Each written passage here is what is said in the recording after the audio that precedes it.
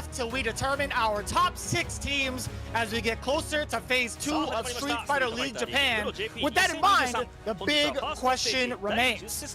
Which teams will be facing elimination?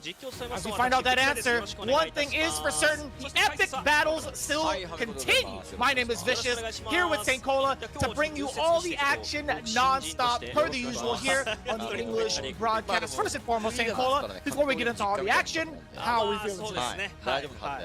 Dog, I'm ready for this action.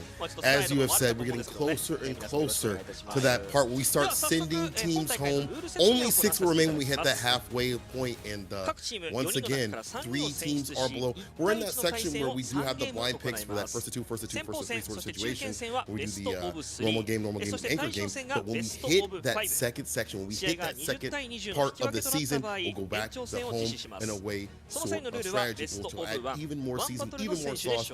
But back to these teams, dog. Unfortunately, we're going to have to send 3 of these teams home, and right now the bottom teams are HIROSHIMA Team Ichika, who is playing today.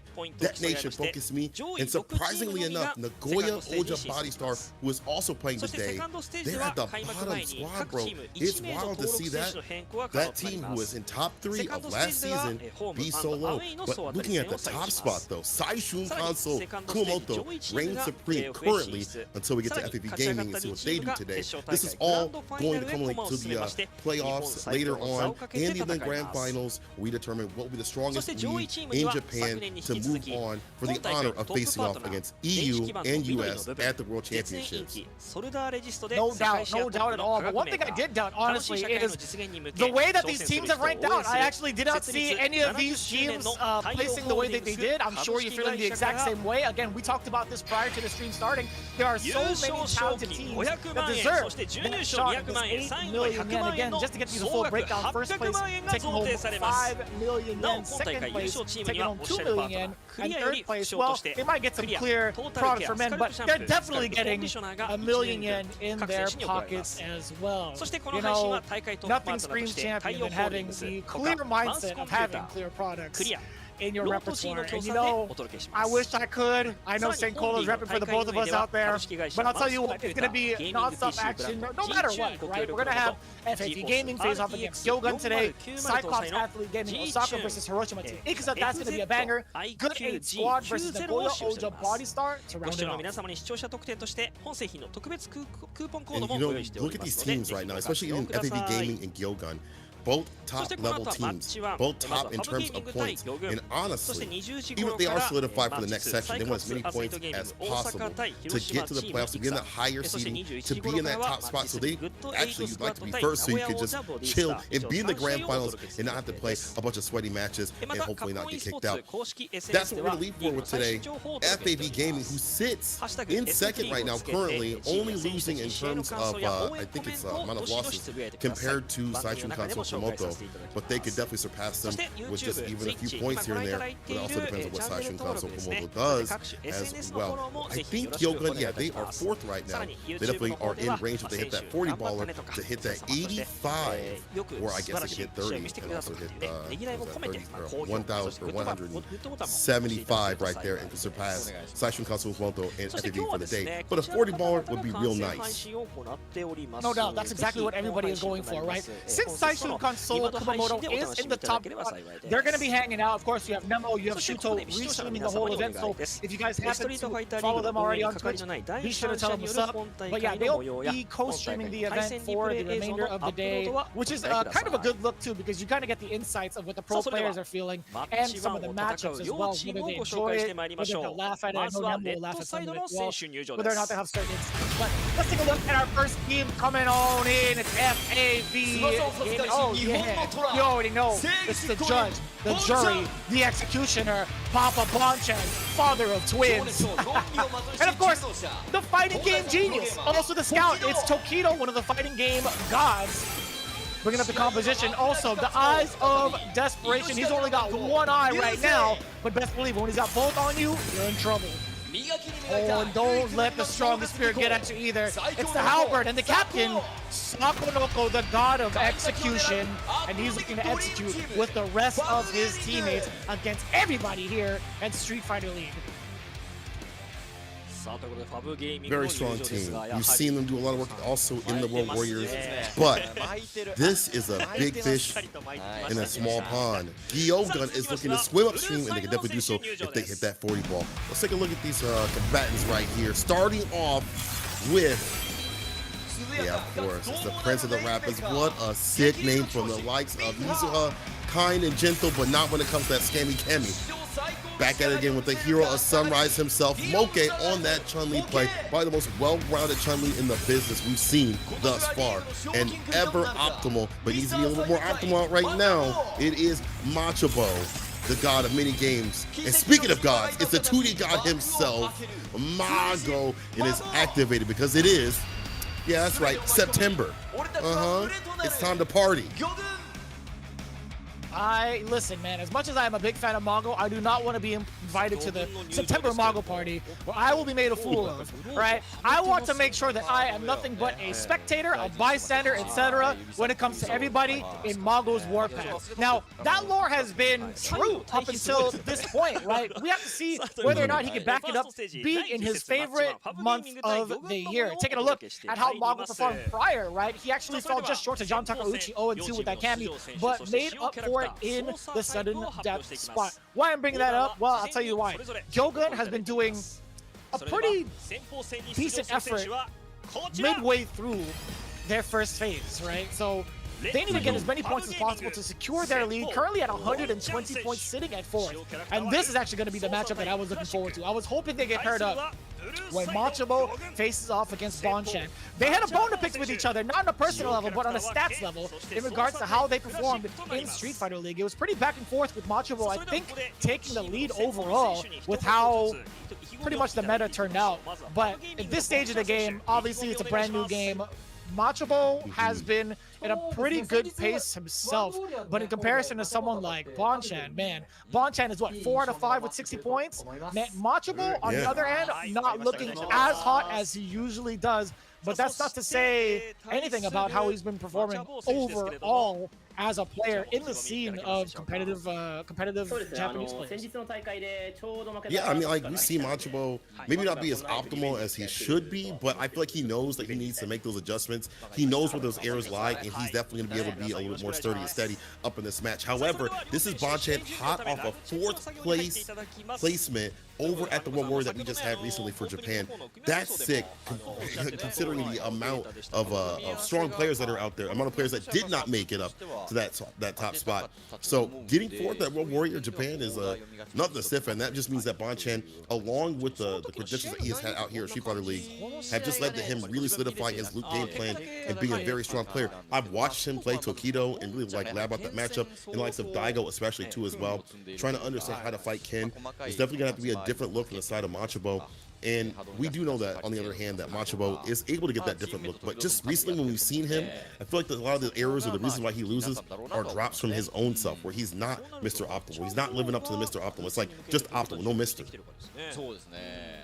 That's fair, right? I think there's a lot that needs to be worked on in regards to how the Kens are performing over in Japan. But I feel like at the same time, it's like that's the character that's been studied the most outside of like JP, right? It's in order, like we talk about the tier list so far, JP and Ken taking up the 2 top spots. So obviously they're going to be the most well-rehearsed, well-versed.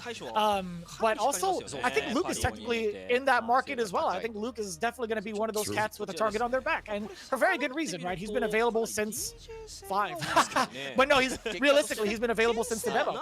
But this is hard to really contest against, right? Look at that immaculate record too, against 2 prime DJs as well, one from Good Aid Squad and one Detonation Focus Me.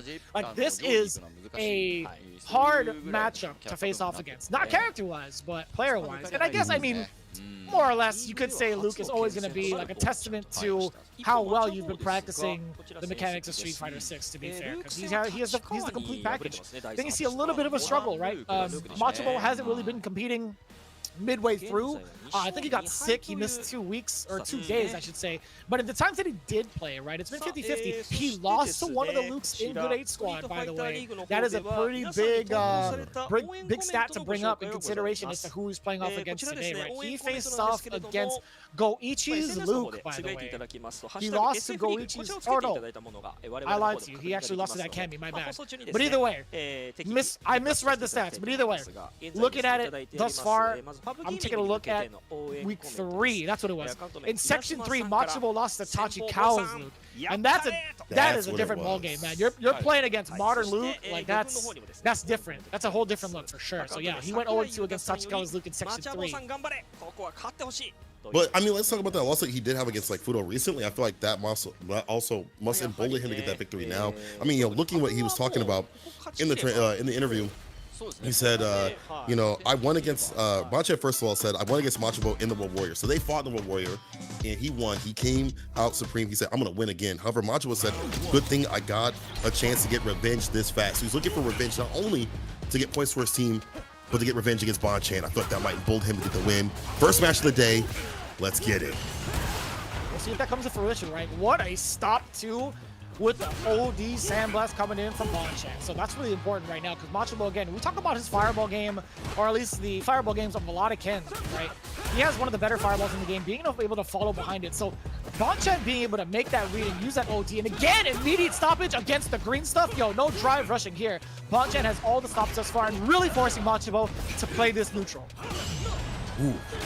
Perfect parry, gonna see a back throw, actually gonna get a punish off this sequence. I like this. You get the corner carry, doesn't use any bar, and that's one of the great things about this character. You got the perfect nickel combos, you get the corner carry.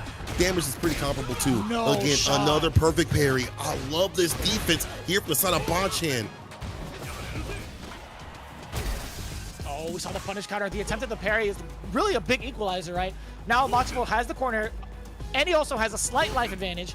But it's more so the drive gaze that we're kind of worried about from both ends now. Machabo, he's trying to keep his wits about him at this point. Yeah, low forward. If he's going to drive cancel, he has to do it off of normal, obviously. But, oh, and that's everything. That is absolutely everything. Bonchan risks it all on a read against a walk back from Machabo. Man, and look at the confidence of him being able to walk up against such a strong character like that. Again, once that revenge, impact the drop. Oh God, the splat. You get that enhanced Tatsu. Oh no, he goes for the optimal combo. Brother, that was sick and sauced up. He runs the Dragon Lash, level 3 to get that extension off that enhanced Tatsu. Man, that's Mr. Optimal. That's what we wanted to see previously. Ooh, and the big interruption again. Yo, threading the needle through every gap that Machabo's been presenting. You know, listen, man, Bonchan, he's got the eyes of a father. He knows, he makes sure no misdemeanor goes unjudged. This guy definitely has his eye out for any sort of mishaps that Machabo is bringing to the table forward throw. Now, he can do it again if he wants to, but that's exactly what he wanted Bonchan to think. The full punish, damn, Machabo, he's like, I don't care, man. I'll continue being a delinquent, or so you think. Bro, the revenge arc has started here for Machabo on some anime teams right now. He said, I'm gonna get my revenge. And honestly, that happens. You lose to somebody, and you're like, dog, let me see them in bracket again. And to have that ability, to have that chance right now for that dance, Machabo is taking full effect. Optimizations coming through, that walk-in. I like that confidence. If you walking in like that, you definitely are confident in your gameplay. But hold on, these perfect parries have been working out for Bonchan. Disallowing that fireball pressure that let Machabo get started so often. And I love that frame kill immediately after the uppercut too. Just the stand jab to kind of get within range and also be optimal for letting the strikes rip or letting the throw rip. That's actually really cool. But man, the chase down afterwards from Machabo as Bonchan tried to get out of the corner. Ah, I see it. Yeah, Machabo's starting to stop his own Jinrai strings to tempt out the parry from Bonchan. Yeah, stagger step. I like that. Really smart stuff. Careful now. That crouching mini kick. I was going to say could whip punish, but Bonchan is able to drive on in and stave off set point for a little bit longer. But I like that Machabo on the reverse, as you pointed out, is stagger stepping them Jinrai just a little bit to bait out and possibly like a walk-up throw. Still will get a walk-up throw right there, though. Confidence here from Machabo. But a lot of the defensive end coming in from Bonchan gets blown up too. And yeah, now he's not utilizing the parries as much. He's trying to stagger his own pressure, but it's Machabo getting the whiff punish into this level 3 now. It's going to be everything because of burnout. sir. Ooh, got it. Dragon lashes. He actually got it and crouching too as well. This is unfortunate. Runs a DP impact. That splat. That should be a wrap. He's got more than a bar to find the finish, and he definitely does so. Machabo on set point, looking to, again, close out this revenge arc against Bonchan. Top 5 anime betrayals? I don't know, man. Quite possibly. Quite possibly.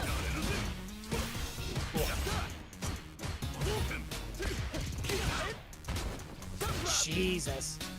This is so intense too, right? Now, the crouching medium punch is primarily used for the counter poke strategy against anything that Luke wants to do. It's so compact and it's so fast and it's pretty accurate too, so I do like that. OD uppercut, get off the Machabo. Damn! The whiff punish on the intent for the option select. So slick. Again, we have options against options. That's really well done here from Bonchan. Runs a level 3 to get that bar back, and more importantly, huge lead. He's in burnout. Machabo can definitely make the return or a seat. Too far for the impact. Got a little bit too greedy and needy, looking for a button, but it was not meant to be. Bonchan, again, that defense dog is saving him. Defense wins champions. That could be happening right here. Quite possibly. You know, I will say there was a slight mishap, a slight miscalculation from the side of Machabo, right? In terms of getting the option select going against a block sandblast, he went for a drive rush and immediately went for like a what? I think a crouching medium punch for a counter poke, and then got whiff punish for it. So I think that's the kind of error he needs to clean up. If he's gonna go for something, he has to make sure it connects. Yeah, maybe like stand media kick if you want to make it safe. A lot more range on that button. Maybe not as much damage, but definitely a safer option if you just don't believe it's going to reach. Nice whip punch to sweep off the feet to get the side switch to that jump like kick. Oh, what a neutral jump blowout from Bonchan. No low forward confirmed from Machabo, actually. That's one of the big tools, right? One of the 4 horsemen of the apocalypse when it comes to breaking footsies. Man, speaking of breaking footsies, look at the punish counter on the sweep. Bonchan now in full effect, at least with the corner control. The option select is there. Machabo actually up to now. There we go. This is the Machabo we wanted to see. He's about to get that victory. Look at this. One more decision. The throw will seal it. Machabo. Again, once he cleans it up, once he keeps it up to his name, he puts the mister on it. This is the Machabo we want to see. This is the Machabo we know for that victory, bro. Channeling his inner IFC yikes, man. When it comes to optimization stations, dude, Machabo is starting to get with it. You have to be quick-witted if you're Bonchan, though. Can you catch it in time to stop it from starting? See what happens. Both sides almost burnt out. Bonchan erasing that bar as much as possible. On block, he's about to drop. Look at that, in burnout. See if Bonchan can make the most of this. Machabo can't throw fireballs because that is why the level 3 was ready to be unleashed. And this is big on Bonchan. One nice drive impact. You know what's about to happen. Foggy further on. He wakes up with violence. I like that, the level 1. He was feeling froggy, so he had to leave, right? Standing up with that level 1, waking up with that level 1, excuse me, with the invincibility. Back to throwing the fireballs as well, but it's going to be Bonchan who's going to be able to dictate, or at least up until this point. That burnout being fully refreshed. Machabo on the hunt again. Like that said, heavy kick every so often. You know, teasing the idea to not go for the fireball, then drive impact lands here from the side of Machabo. He the follow-up, but still. That could have been it. One touch though. He could have killed. Oh, not like this. The Sean uppercut and the follow-up. No, Machabo, not like this. He had it in the palm of his hands. He had critical art too. Let's give it to him. Don't let it go now. He goes immediately for that level 3 to get that lead. More importantly, build up his bar back and put Bonchan in the back foot in the corner. Oh, I like that driver light punch. Keep him locked up in the corner. Guantanamo Bay, you don't get the play. What? Sorry, my brain actually went numb on that. Wait, what? Oh, the uppercut coming in from Machabo, and this is gonna be so. Ooh, I was gonna say such a prime position up until that second fireball was ripped. Uh-oh, Bonchan. Nice tie right there. No help to give, so I understand why. And the throw lands. Everything's so pensive when you have no health right there. And Machabo concluding his revenge arc, becoming the villain and getting his W for his team. You know that man was happy about that. Felt like it was personal, but more importantly, felt like Machabo was back in business in terms of being Mr. Optimal. Yes, there were some drops. There were moments where he could have probably killed a little bit easier. But I do like that overall he looks way more informed than what he did a day or the last time we saw him against Fudo. Yeah, not bad. Not bad at all, right? Getting that W to secure the points. Again, FAV Gaming, they are so ahead right now, and they're totally fine with not getting the points early, right? Sitting at 170. But if you are School of Fish, GyoGun, these guys need as many points as possible to solidify themselves into the top 6, which is pretty good. Now, 155 points, shooting them up in 3rd place. A little bit ahead of Shinobiism Gaming. Now, they got to be big chilling after this, or so we think, because in the bottom spots between 6th and 7th place, there's like a couple points difference. I feel like a full day's worth of difference. So I think at this point, GyoGun, they could potentially relax. I'm pretty sure they are solidified in the realm of top 6, especially with the W that Machabo just received. Now, looking at the overall stats, 1 out of 3 when it comes to anti-air is a little bit tricky. I totally get that from the side of Bonchan. But what is that? 0-14? Am I reading that correctly? Are my glasses on? They're not. 0-14 against Tex against Ken's throws. Yeah, you gotta wipe the little smudge from your eyes when you wake up, man. I'm like, I'm trying to wake up. I'm like, 0-14? Jesus! Didn't do anything different. Took all of them, and that's wild because usually you see like a lot of these players like during those sequences, like the throws and stuff like that, go for like early backdash. Especially like the Japanese players, I feel like have popularized that as like a defensive option. He just took them all, and more importantly, also I want to look at the Machabo side of things. Drive impacts, landing to kind of either seal the deal or route things back. We saw against like the fireball and stuff like that. Very well calculated and threaded in. Machabo getting the win and getting 10 points for his team. Now, who do they send up next? It's all obviously done by blind picks, but I'm so curious. I don't want to look down, to be honest. Yeah, I'm not going to spoil it for myself and be an absolute guess, but I would think Mizuha should play because he hasn't played in a while. Mizuha has been like out of the action for the last couple of weeks, not even just the sections that have been played day by day. We have 2 sections a week, right? But I think it might just be, oh, it's not, okay. So it's going to be Moke again. Mizuha might not even play today, in consideration of how Mago's always been wanting that kind of like anchor spot to redeem himself. I think that's the move he's been in lately, but I do like this a lot. Kazunoko has been in the lab this entire like week. All right, so wait, it's Tuesday, right? Okay, so he's been streaming like over the weekend, and he's been grinding out some Chun-Li against other matchups. I don't know, man. I'm feeling like there's a different reign of terror that's going to be coming through from Kazunoko with the way he's been practicing. I mean, what he said on Twitter I saw recently, something along the lines of like, I don't want to lose. I want to get more victory. You know, I didn't like that I lost previously, and I just want to keep winning for my team in these last couple of games that we have until we hit that second part of the season. And we see it, as we point out, in that training, in that lab that he had spent all weekend, which was around the time of the World Warrior. I'm sure that before and after the World Warrior, just immediately correcting mistakes or figuring things out in matchups and stuff like that. However, Moke has been the one to look for when it comes to Chun-Li's. We thought it was going to be Sako when things began, Street Fighter League, in the way that he had started so powerfully. I feel like, you know, we saw him clean up, I think it was Aqua that he had defeated so dominantly. I was like, okay, Sako, definitely a Chun-Li to look at. But Moke has proven with his stats, with his consistency, that he is a Chun-Li to look out for and maybe the best in the business. I'm kind of curious as to what his stats are. I'm currently looking it up, but in comparison, let's take a look. Moke currently sitting in 3rd place, I think. All things considered, we didn't get to really calculate Bonchan's stats just yet. I know he had, oh, actually, well, technically he had lost, so I think Bonchan still is in a favorable position against Moke. Moke is actually at a 50% win record, 3 out of 6, netting himself 60 points in total. 60 points in total. So that has to tell me what? He's been in the anchor spot for all of his victories thus far.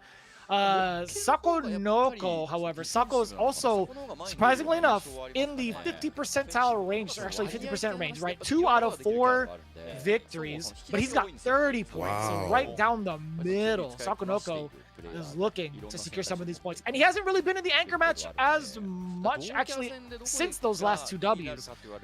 He's got 2, yeah, I think he's got 1 anchor match and then just 1 regular match, either in the Vanguard or in the middle spot. Wow, both of them split down to 50-50. Maybe because I thought, because, you know, Moke had played some more matches, that, you know, I've seen him with a few more victories. But it seems like they've been practicing, by the way, together. Sako has said, hey, we've been practicing Chun-Li with Moke. And Moke says, I will destroy Sako today. Bro, he's like, Sako says, hey, man, we've been practicing, but I'm going to win today. I'm going to win today. And then, you know, Moke, I'm going to destroy him. Like, that's crazy. Your training partner becomes your worst enemy. I wonder if they knew if that was going to shake out. Like, if they knew either side was going to pull up their Chun-Li, especially either person, you know, instead of running them in the anchor match, is going to run in the second position. I'm really curious to see if like they called that as like the positional, and they were just like, you know, if we come with the mirror match, we're just going to run it. I'm really curious. I mean, if he's going to hit him with that type of statement, he might as well hit him the same way he did Inabashi the last day, right? He was saying, who am I facing? Never faced this player before. I mean, I feel like it's that kind of energy that Moke's been bringing. But yeah, looking at it right now, this is going to be very, very interesting to see this mirror match. Especially when they practice and play together quite a bit with Moke. Definitely the more well-rounded in terms of like we've seen from his game plan and his style. Sako, the aggressor. That's a good nickname. Sako, the aggressor. The aggressor. That'd be a good That's nickname. hardcore. The impressor, always finessing. Oh boy, and I love that. Around the fireball she goes. Yo, Sakonoko. Watch out for the drive impact. No, it was Moke who actually decided to act upon maybe like a throw, right? He went for instant overhead. That is a beautiful parry. It's not going to lead to much damage, but it's a lot of corner carry plus the meter build. I think it's super important. It's where we see Moke work, to be honest. Stagger set for some of these hits every so often. Drive rushes in. You see with the fireball, Sako fighting out fantastically. Just needs to find confirm one solid punish counter to find the finish. No bar though. Drive impact lands. Slight walk up to gain that bar back. As you walk forward, you do gain that drive gauge. All built up, empty low. Moke back in business. Know that level 3 is gonna spin that CA. Doesn't even need CA. It's gonna be level 2. Level 2. Level 2 is just fine. Yeah, Moke with the calculations as well. You know, out of all the times I've seen that mix-up, I think that's the first time anybody has really gone for like the empty jump low since like Section 1. I think Sakonoko did that in his anchor game to get the W. But yeah, I haven't seen a lot of Chun-Li's go for that option often, which is pretty great. Even like, I haven't really seen crouching light kick being utilized like that, to be honest. Good stuff here. But as soon as I say that, Sako is working in the corner, runs that level 3 immediately to get not only a huge lead, but like a one-touch interaction. One more cast here. Impact actually lands. I did not expect that. Yeah, Sakonoko had gone for the Serenity Stream immediately after the Standing Fierce had landed against Moke, so he was already committed to canceling into that special stance instead of waiting for the DI. On both sides, but the Tensho kick saves the day, and Sako is still in that anti-air. All right, Sako able to keep these leads very well. Let's see if we can continue. OD Fireball. I feel like Sako's been throwing out a lot more fireballs more often than not compared to Moke. Kind of hold down the neutral, especially using some of that bar for the OD Fireball every so often. Get some, you know, just like back Moke off. But, yo, the crosscut DP, though, Moke can't leave for free. Oh, the DI. Hit him where it hurts, yes. Into level 2, I love the corner carry. Moke really utilizing this meter at really opportune times. Man, that was sick, and that was so delayed. What? That was a counter hit. That was indeed a counter hit against Sakonoko. Level 1, you already know it. Moke looking well-versed and rehearsed against this matchup, making it look like a one-man dance. That was very impressive, too. As delayed as that was, I thought that was going to be another empty jump low. Really, really slick from Moke. But maybe that was set up because of the empty jump low previously. Well rehearsed, he's about to leave Sako in a hearse, bro. This might be over. Moke said he was going to take down Sako. He said he was going to get that victory, bro, in a way meaner way. But that energy that he's running with is, I think, the energy you need out here at Street Fighter League, considering the pedigree. But man, again, he is just, he's everything with his Chun-Li. Offense, defense, everything fantastic. The setups have been really good too as well. That practice that Sako's had, I don't know if it's been enough, or maybe he gave too much to Moke in terms of telling him, like, oh, these are my tendencies. Maybe that's why these empty low switch-ups are happening more often than not. But either way, man, Moke just showing that he's a complete package.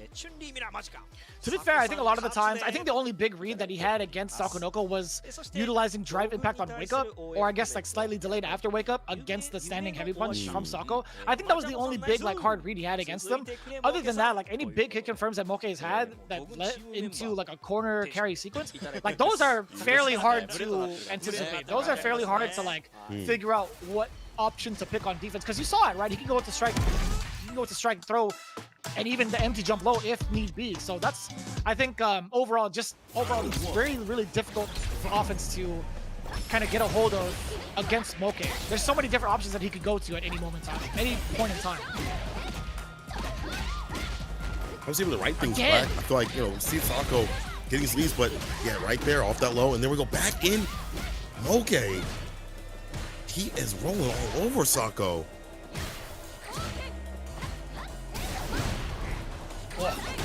In time. Over the fireball he goes. Punish counter again. Sakonoko has been very keen to the fireballs. But yeah, as he sees Moke walking back and forth, the threat of the fireball is no longer there. 10 show kicks. There we go. There's the anti-air. Impact lands. You can pick up with the storms. Jump fears. Frame kill. Blocks you overhead, but you're still dead. Okay, Sako back in business. Able to clutch things out a little bit better. Five stuff outside the corner. Sneaks in the crouch. You're going to kick drive rush starter. Here we go. Oki time. Or off the spinning bird kick. Look again. Giving him the room to maybe get that anti, but there was none. I thought he would actually be ready for the 10 show kick.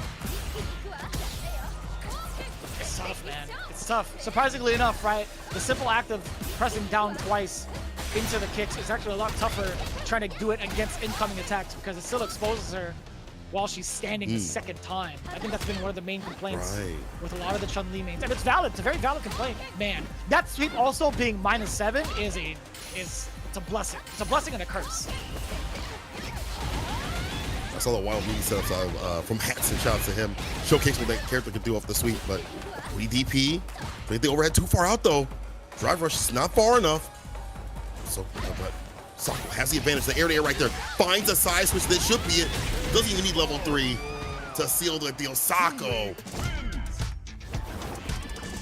As tough of a scenario as that was for the grounded 50-50 mix-up, if you think about the risk reward, had Moke gone for the parry to kind of eliminate both options, either the mid or the low, overhead, etc. I think taking the throw with that much life left as Moke would have been just fine. Oh yeah.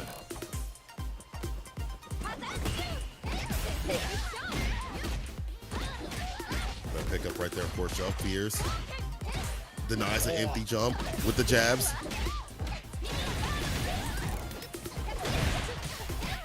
Oh, that's beautifully done. Sakonoko's been saving that for nationals. He hasn't done that up until the final game. We'll definitely take that. Oh, we try to bait out a throw with the forward heavy kick as well.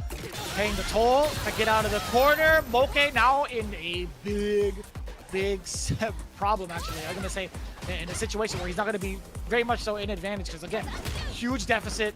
He has a little bit of drive gauge short, but still, that's going to be a little bit of a toe tap. Sakonoko looking at match point. Man, how the tables have turned so quickly. It's a lot different. Sako just being the aggressor and honestly pressing the issue and making Moke feel a little bit more unusual. Calling that throw tech, we saw that with the legs, and introducing even more options. See there, OD fireball. Things I'm not really seeing that much from Moke, and Sako adds more and more to the table. Oh, he's stable, he's sturdy. There we go, runs the legs, double dashes in, medium punch, and call up in the corner.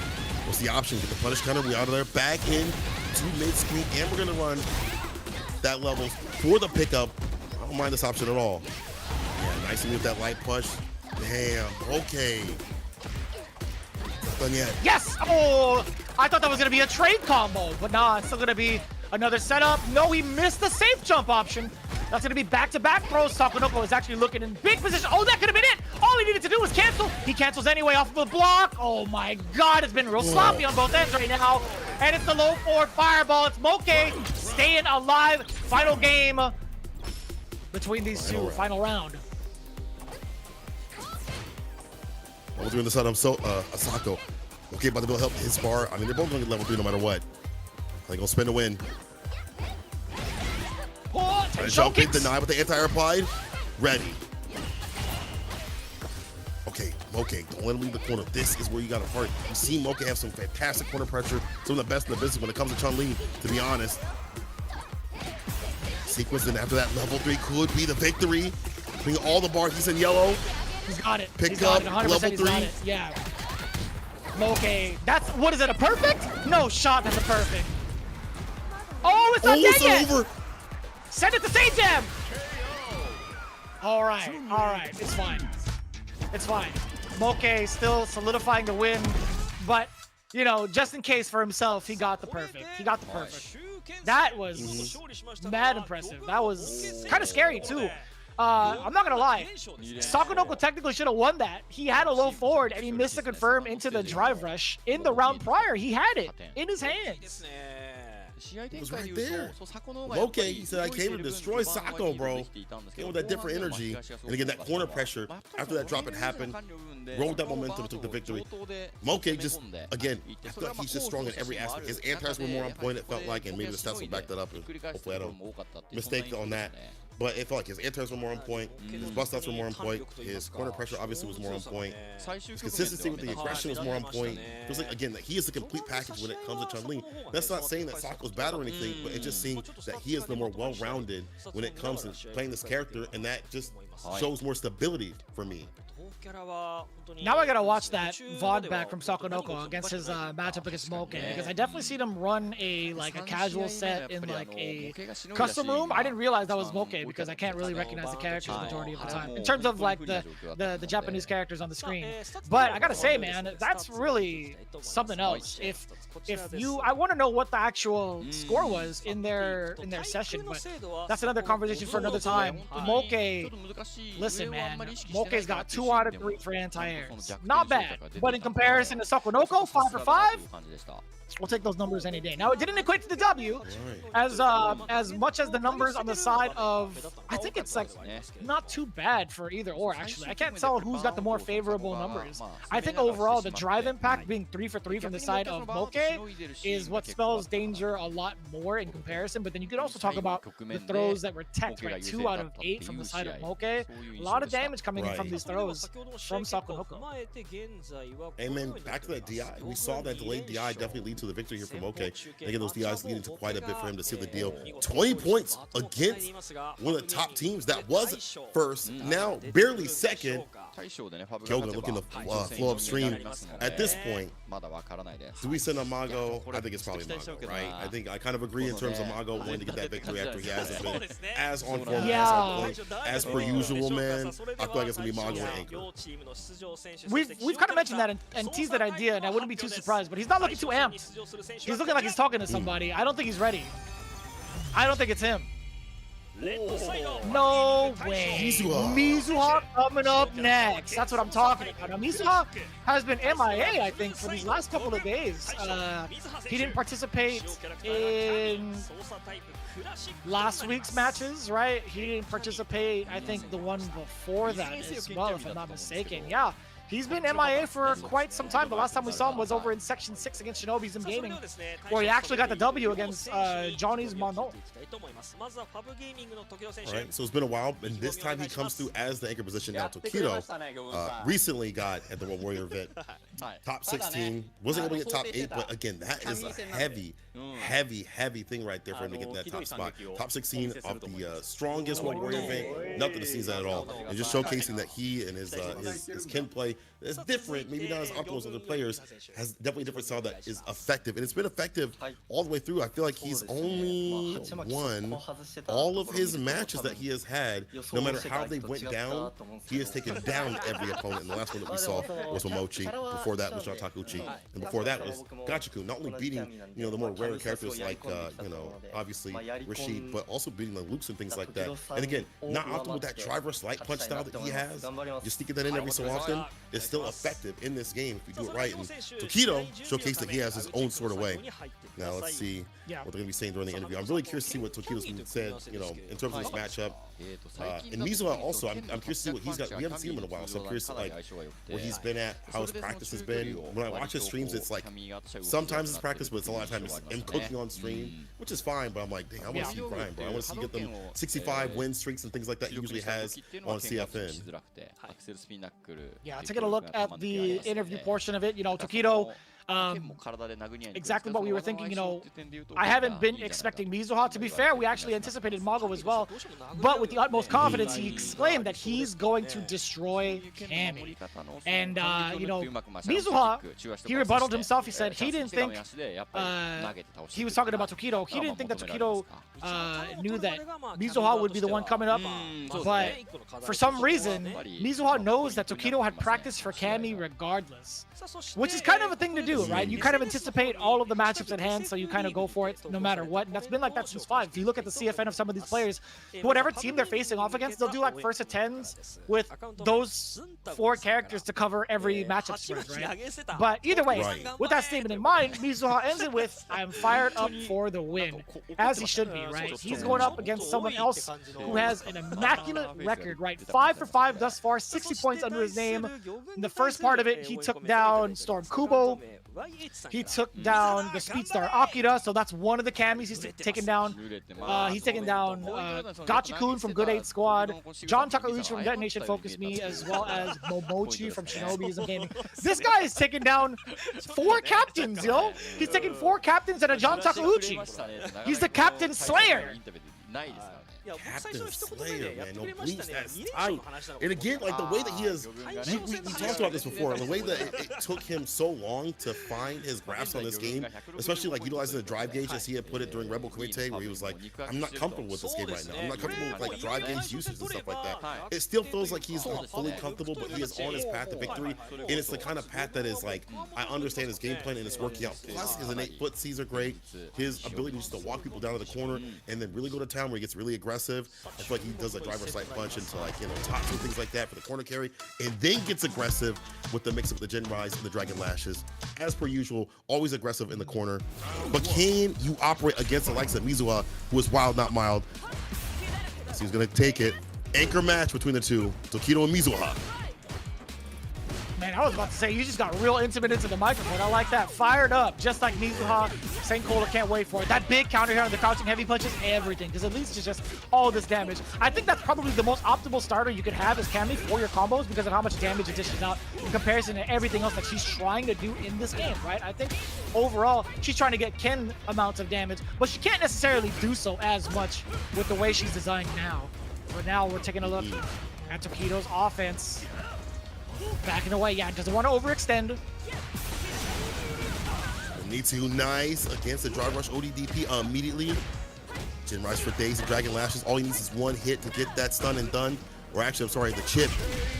Oh, the jump back against the dive kick. You so smart. Mizuha didn't react to it either. I wonder if he was thinking to himself, it's like, you know, I'm going to try to dive kick to bring myself down because he already committed to the jump. That was actually an erroneous movement. Shikujin right cap. That's gonna be a lot of damage, but more so the Oki. You checking the lows from that close? Mizuha, you're a beast. Did so immediately too as well. Barely a walk back from the side of Tokido. On the combo, drive rush in with a throw though. Tokido is on the verge of victory. Drive rush light punch against strike throw. Danger, like Cammy, oh, and the bait, he did driver slide punch, break, and then the crouching medium kick did not finish the job though. One more hit. You can't throw fireballs like that. The spin knuckle cutting through the projectile. No and you might be through. CA. See ya. Not a lot of hits. Not a lot of hits for scaling, but this has to kill, right? Yeah. Off with his hand. Queen of Hearts taking the round. And that's an expensive round, right? You know, Cammy not known to really show off, but that leather jacket says otherwise. I feel like that's pretty expensive. So good on Mizuha to treat her out with a full critical art. An expensive way to end it. Forward thrown out. Oh, that could have been so dangerous. Yeah. Different button definitely would have did the business right there. Like these dive kicks coming through so often. We really haven't seen like Tokido stick out a limb that's going to get clipped with these dive kicks. It's just been light punch, crouching light punch, crouching, or stand light punch over and over again. Nothing super committal from him. Impact does land though. Mizuha caught him lacking. Now let's get cracking. Yeah, Tokido actually tried to commit to a second jab before the drive impact. You could have heard like the snap in between. Yeah, that's an excellent choice. Tokido actually had time. There's going to be a lot of damage.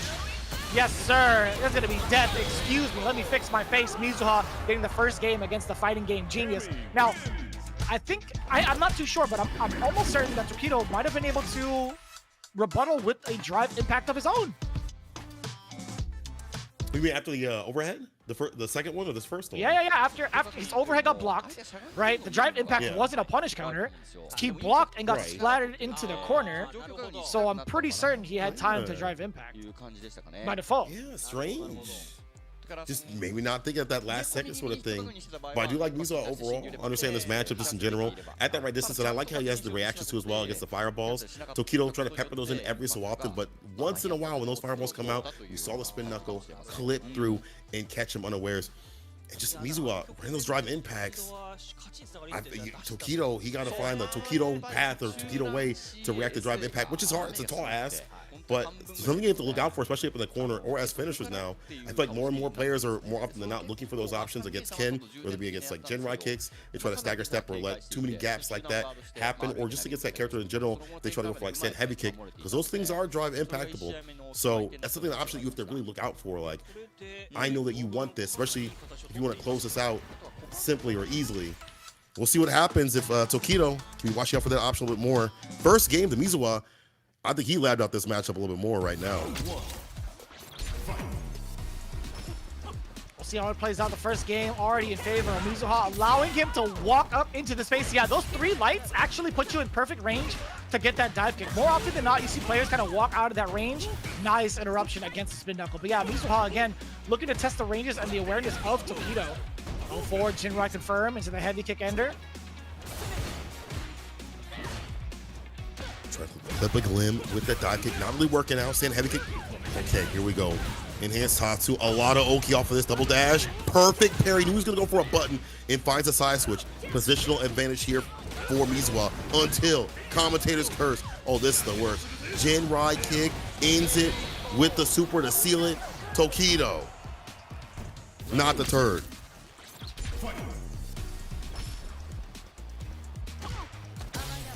Oh, just the sand jab to bring out the start, and the low forward whiff punish from Mizuha as the big rebuttal. Now it's gonna get the forward throw too. Gets to do it again. That was the punish counter from the side of whatever it was Tokido tried to throw out. I didn't hear the flash, so it might not have been parried. What was that?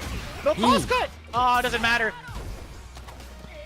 Forward throw. Damn, that was quick. How many throws? Yo, he's sending them upstream. Look at that. And level 3 is also on the side of Mizuha. I didn't have to spin any bar to go far right there. That means he could either get a fat lead or they could close things out. And that may also disallow the fireballs from coming through from the side of Tokido. Has to be careful. Forward throw. Gets to pursue after that. 3 stand jabs knocking on death's door. Mizuha, there's a big trade-off, but nothing to really kind of continue off of. And I love that drive rush forward to chase him down. Speaking of drive rushes, man, Mizuha's not responding in kind against the drive rushes, right? He's not doing OD uppercuts to option select against the normals into the drive rushes most of the time. The cross cut that's a missed. long time. Yeah, it was delayed a little bit too much. And leads into victory here for Tokido. Being able to route it back. That's unfortunate though. Mizuha, like, I want to say gave that one away, but I mean, these mistakes have led up to Tokido's victory. Oh, you could say it. I'll agree. Yeah, okay. He gave it away. Like, yeah, that's fair. I think it's a fair assessment. He had the momentum. He had the bar. Yeah. Dang, bro. Like expecting the momentum. He had the footsies. Expecting the jump out, like he was ready for it. He had just chosen the wrong timing for it, and he went for OD uppercut in case. Like, I understand OD uppercut is the right choice too, because it'll switch sides with you regardless, right? That's like one of the properties now. So it makes sense for him to use OD uppercut. It's just the timing was just a little bit off. So Mizuha, I think, really unfortunate. I think that should have been a big game changer if he had landed that too. So not being able to pursue with Oki after that per se, but still keeping Tokido in the corner, I think that's something you'd want at all times. No, 100%. The fact that the character can definitely do that at any point with the reversal, makes her such a strong threat, but you have to be able to collect all those things and put them together. On Tokido's side, though, I do like, maybe that isn't the way that he's closing things out, but how he's solidifying his game plan is drive rush, strike throw. Simple stuff. Drive rush light punch, drive rush throw. It's going to be either one of those more often than not, at least that's been happening in these matches. They at least get like a better lead. And he's played with these fireballs. I'm not going to lie. We haven't really seen Mizuha react to spin knuckle as often as he probably should, but it's hard because you're scared of drive rush, stand fierce, and other options in there is the ODDP, the thing that Mizuha needs to be doing himself. Yeah, there was one moment where he actually missed that opportunity. I don't know if Tokido is going to be caught slipping or if that's a piece of intel. Well, you know, he's not even going to be able to use that right now considering the fact that he's in burnout, but Mizuha, unfortunately, getting the slip, or Tokido getting the slip on Mizuha, excuse me, escaping that corner pressure. Uppercut, get off of me. Meaty enough. Yes, the pursuit. That was so sick, too. So smart from Mizuha to continue with that normal afterwards, especially in burnout. Man, what a sequence. That was beautifully done. Not risking the cross gut DP this time. He's fine with that throw. Perfect parry. Punch. Take him to the corner. No bar spin. But wakes up with the back though. Mizuha, I like this active defense. He's able to run it back. This is the Mizuha you want to see. Okay, if I don't think I can get that DP, I'll just wait a little bit, get that walk up throw, get that decent walk speed off this character, get that strike throw going and flowing.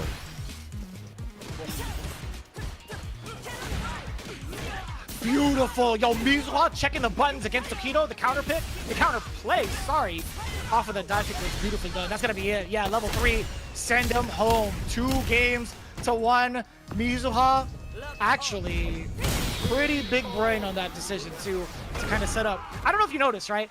The light pressure that Mizuha had immediately afterwards, after it ended, after 2 lights, Tokido went for a stand light kick. Mizuha went for it again when his turn was up. Went for 2 lights, backed up, and anticipated the low forward check because of the options he took last time, right? He knew well in advance that Tokido was going to try to check the light pressure afterwards, so him backing it up with the dive kick was so superb. That was actually really, really well played and well read, because Tokido could have pressed nothing. He could have just hung out. He could have DI'd, he could have uppercut, he could have done whatever he wanted. But the fact that he banked on Tokido pressuring again after the light barrages when he knows that it's not Mizuha's turn, that was pretty damn good.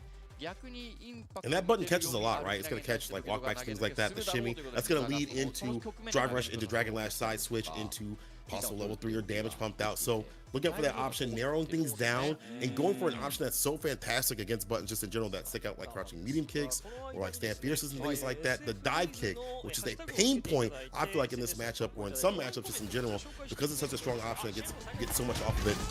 I like that Mizuha has put that option back on the table and now maybe putting 40 points in total for his team on the board. There is a world, Vicious, where FAV leaves with nothing. I don't know if I want to be a part of that world, Senpolo, but I will say that I don't mind welcoming the overlords from GyoGun, to be honest. I'm down to be part of the underworld, so we'll see. The underwater world, excuse me. Boom, here we go. I love the inclusion of that drive impact now in neutral. It's going to be so upstream now for Mizuha. Yo, he is juking him. He's breaking his ankles. How many times does he run into that crouching heavy punch? Tokido choosing movement as an option, and he's like, listen, man, I know you like to move, but I'm going to keep you underwater, fam. Ooh. A little bit too slow for me, and there's the dive kick again. Look at the confidence here from Mizuha. The movement, the dive kick's coming through, the aerial approach. Tokido really hasn't gone for that drive rush, starter that we usually see him. And when he does, it's finally denied with the ODDP applied. This is Mizuha. And look at that, the punish counter off the dive kick. Gets so much off it in this game. Mizuha knows how to capitalize. Strike throw up in the corner. Drive rush, back, medium punch. Hella meaty, hella plus, and this is unfortunate. One more hit will seal it. He's gonna go for another throw. I got options, he waits, tries to bait. Nothing from the side of Tokido. That was sick. Oh my God, we got the finale. It's Mizuha taking down Tokido 3-1. All of that practice and all of that pre-game interview talk, Tokido wasn't able to amount to the W for himself, and you could see the stress on his face. This is actually a turning tide right here for GyoGun. No pun intended, but man, when you get Tokido fired up like this, you can only expect fireworks to pursue afterwards. But good thing for them, GyoGun, they don't have to face him off until the second phase. Oh, the murder phase in a different form. He is upsetting spaghetti. Yo, that is, yeah, I hope he's got extra space for dinner because he just got a full helping of upsetting spaghetti. That is for sure. All the sauce coming in from Mizuha. Man, that was such a dominant performance towards the end. I mean, the sequencing was fantastic. You point out that light barrage to kind of bait out that reaction from Tokido, betting that he'd go for that crouching mini kick. And to be honest, a lot of Shoto players would go for that option. It makes sense to go for that option. It's probably what's going to reach out of most of Ken's toolkit and be the safest option. But for him to know that he's going to go for that and not, he's going to linger a little bit or wait or whatever. The calls from Mizuha, you may have prepared for Kami, but you did not prepare for Mizuha and his wild style play. And man, when he got that compact, when he saw that he wasn't landing those ODDPs as crosscuts, he maybe waited a little bit, wouldn't put himself in bad situations, because it felt like when Mizuha did lose, is because of his own errors and not really that much of Tokido. On the side of Tokido, I feel like his game plan wasn't all the way there. Like that drive rush light punch, the jab starters and things like that, strike though, didn't really amount to too much in terms of A, damage, or B, a lot of pressure that Mizuha really cared about. He just ODDP the drive rush at the very end, and all that led to Mizuha getting that win. 40 points, bro. We under the sea. I have a bunch of lines for the Little Mermaid. I could sing that song word for word, but I'll tell you what, man, I'll keep it to the streets. Now, 40 points is so important right now. School of Fish, Team GyoGun. I'd imagine Mago was saying something along the lines of, I have confidence the whole time. I'm glad I set this out. I had nothing but confidence in my teammates. Just from the tone that he's speaking. But yeah, he has to talk about his choices about being the reserve for today, right? I think overall the decision of putting down this order and this team was so superb, right? Machabo facing off against Bonchan, getting the W. It was almost kind of like poetic, right? Bonchan and Machabo, who had faced off against each other in World Warrior, Bonchan got the W at that time. Sakonoko versus Moke. Sako had been practicing with Moke and looking to be the confident player considering his overall performance, but Moke kind of like being the up-and-comer and still to this degree taking down Sakonoko. Then of course Tokido versus Mizuha. Mizuha hasn't really seen the light of day these last couple of games. Of course his record's been alright, but yeah, he hasn't really been playing as much, but still coming in clutch like that against one of the world's greatest fighting gamers is pretty significant.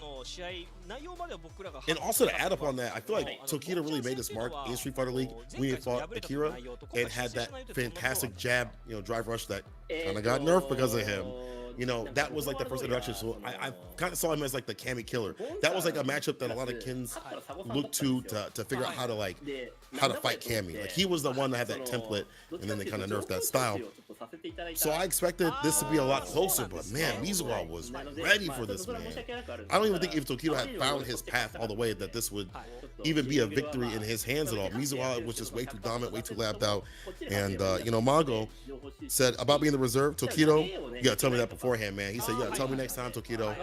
You gotta let me know. I don't think you can talk to the other team, Mago. I don't think it works like that, but that's just Mago being a funny guy. We're gonna see what Machabo says. It looks like he says, I used the World Warrior as getting data for this match. This man put qualification on the line, be like, I just wanted data to fight Bonchan. That's crazy. I don't think it was within the. I think with the context of it, I think obviously like what he really means is that like sure he gave it his all during the World Warrior matchup, but then like if he lost, he might as well use that data, right? It's not gonna be. He would never ever be like, yeah, I would never use this for like the grander scheme, because I think the grander scheme for a lot of these players outside of the league is obviously CPT, right? I think having a single qualifier. Actually, I think Japan this year. I think they get 2 qualifiers, if I'm not mistaken, in the tour instead of just World Warrior. Yeah, but either way, I highly doubt it's what we're thinking in terms of like how Machabo prepared for this matchup. But either way, oh god, this is what we talk about, right? Like this is we call them, we talk about this, certain players being like the Batman of the FGC. We talk about Daigo being of that caliber, being able to take all data and reassess and find the W's. And I think Machabo is kind of that caliber as well. I think him being able to dissect players quickly is one of his stronger feats. Like it may not be necessarily as fast as within a set, especially 2 out of 3, but I'd imagine if you give him a few days on it, yeah, he's gonna come back stronger, no doubt. 100%, and definitely not only stronger against like the player matchup, but also just he as a player himself. In terms of optimizing and making sure that he had the right confirms and combos and stagger stepping when need be. Maybe not always perfect, but you don't need to be perfect as long as you get the victory. As long as you're consistent. You're not going to be perfect with everything that you do. Macho knows that. But him being better than what we saw him, when he was dropping, it felt like half of his combos or even basic things. That's how much we wanted to see. And that, given that time and that push to have that revenge is why I think that we lead to this victory right here. Now, Moke himself says the match was very close. He said, "Thank God I won." And again, having that training partner, it has to be a detriment and a blessing at both times. Because like how they play, but they know how you play. So you have to ask them to do the table. So I'm sure Sako maybe wasn't expecting that sort of style that Moke was throwing to play, or maybe just Moke was playing better that day. Mizuha said, "Hey, I practiced the Ken matchup a lot, and it definitely seemed like that. It definitely seemed like he was ready to fight. That sort of Ken, even that style of Ken, he was ready, because there's many styles of Ken, bro. He was ready for that jab, drive rush sort of style. It seemed like." Yeah, and you mentioned that too, right? The type of Ken that Tokido used was the one type that I've practiced against already. So yeah, he absolutely affirms it. I did misspeak earlier about Japan qualifiers. I think I'm looking at the CPT website right now. I think every region has just one qualifier via the online qualifier. Other than that, it's gonna be through like World Warrior, and then I guess through offline qualifiers, and then the last chance qualifier over at Capcom Cup. So that's also a pretty huge deal, right? I think Japan's going to be happening, December 2nd through 3rd? That's going to be kind of hype. So Machabo, again, trying to utilize the data that you can in every World Warrior is super important, right? I think a lot of the players are going to be doing the same. They immediately take to their streams, I think afterwards. Most of the players do. After Street Fighter League is over, they attend to their streams and kind of work on the matchups they had lost on, almost like minutes or like maybe like an hour after. But yeah, Mago closing out the interview. We passed the first stage already, but Saishun Console is a really good team. That has to let me know that they're possibly playing off against them towards the end of the first half. But yeah, they're pretty much secured, right? They have 185 points, currently shooting them up in the leaderboard with a 15-point advantage with the runner-up. So that is pretty huge. And he concluded with, "We're going to do our best to win. We really want to be in first." And that's, I don't know how that affects the seeding towards the second phase, because it's still going to be round robin, if I'm not mistaken. So I'm not quite sure. Maybe it'll start things off with them on the home side. I don't know if that's gonna be like the thing to seed for, but we'll see how that plays out. I'm gonna have to check out the rules again going into the second half, because it's almost that time, right? Yeah, it's almost there. We're almost there, and we're a few matches away, a few days away. But back to this play right here. ODDPs, I thought at least one did not land from the side of Mizuha. I thought there were more than one ODDP just in general, but maybe I'm bugging. Still, the one that he did land, it felt like at least one of the more notable ones was ODDPing the drive rush when Tokido was trying to get in. And again, we played this out, stopping and stuffing that sort of style. Again, when you saw the anti-air, it's hard to anti-air Cammy. It's difficult. We all understand that. Even if you have a DP across your that are fantastic buttons, it's difficult. 1 out of 7 though on the side of Tokido in terms of anti-airs, not too good, as Mizuha had put in a lot of variation in general. So like, yeah, it's hard to stop Cammy in terms of her jump-ins, but man, Mizuha definitely put in so many different looks, it was difficult to stop that continuously. And then the drive impacts, just in general, 3 out of 5, 60%.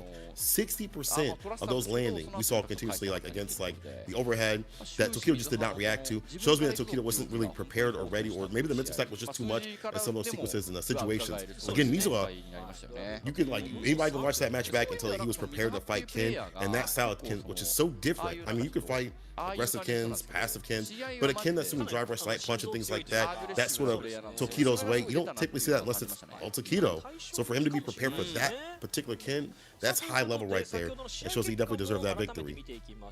I'm surprised you didn't highlight the 6 out of 22 throws tech, man, from the side of Tokido. Oh, yeah, you're right. That is a huge number to miss out on. That's a lot of, look, I don't want to do the math right now because I don't want to shame myself. I'm not that type of Filipino, but I'll tell you what, man, that is actually a very, very wide margin, man. That is 6 out of 22. That is a lot of damage.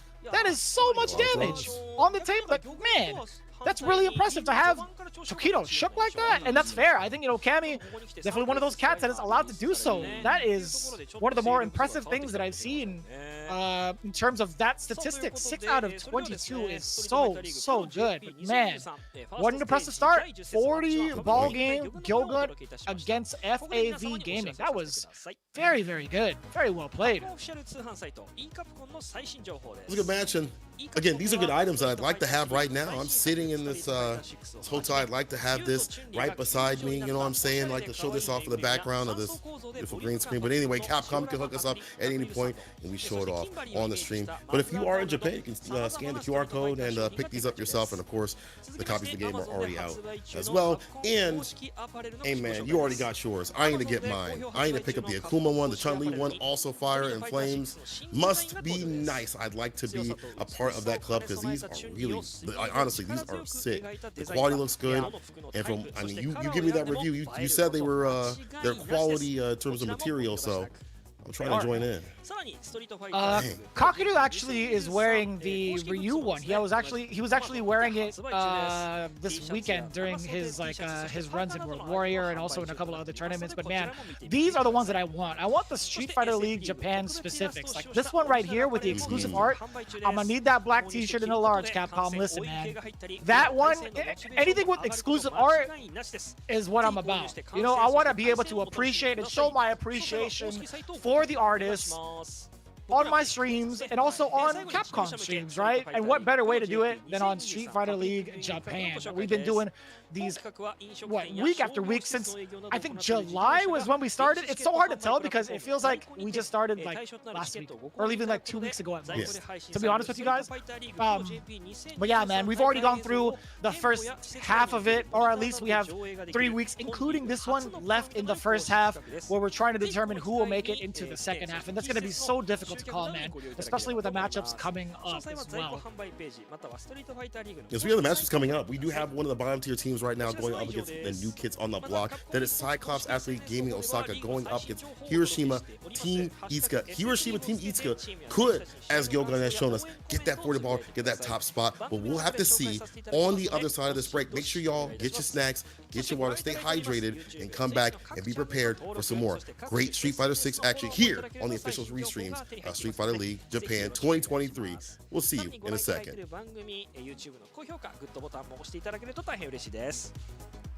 そして改めて視聴者の皆様にお願いです。ストリートファイターリーグの運営に関わりのない第三者による本大会の模様や、そして本大会の対戦リプレイ映像のアップロードはお控えください。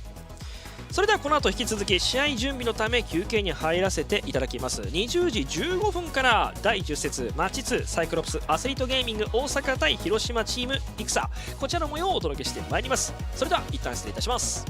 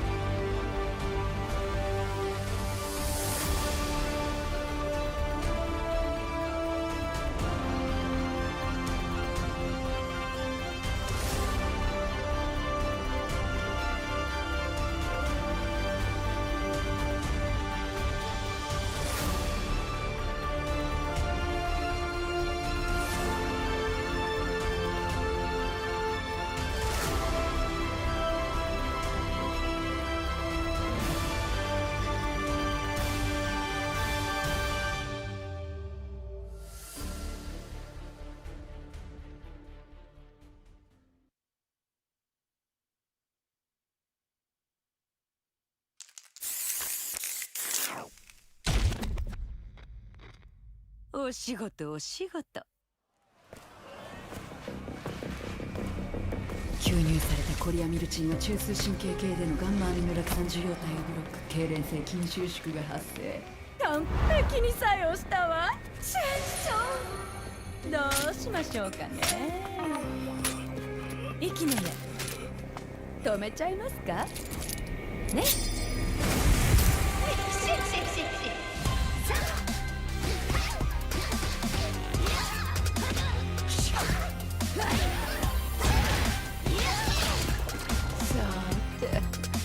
お手入れお手入れ。毒がよく回りそうですね。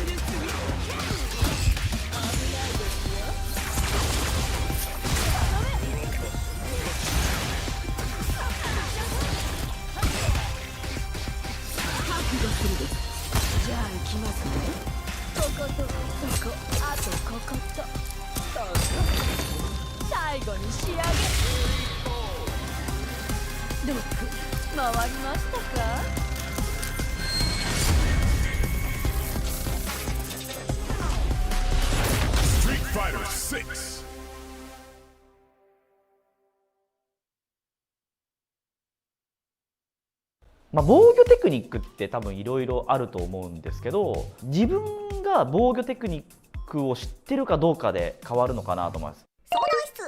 ジャンプ攻撃してから打撃と投げ打ってください、ね、攻めてる相手が攻めてる状態から打撃はガードするよ、投げは抜ける。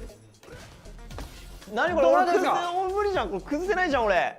これ実は遅らせグラップっていうテクニック使ってますみたいな。その時に大事なのってそれの弱点を知ってるかどうかなんですよ。はいはいはい。あ、狩ればいいですか。勝っても、はい、もらっていいですか。はい。投げが出ちゃうからそこを殴ればいい。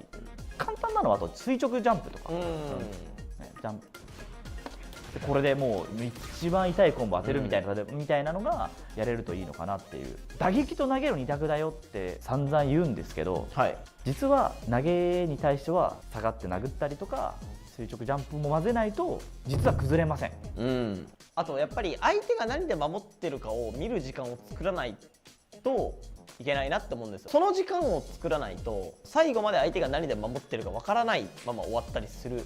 やっぱりこう下がるって行動が結構相手を見る選択肢の一つになると思うので、まず1回下がるのが強いなって僕は思いますね。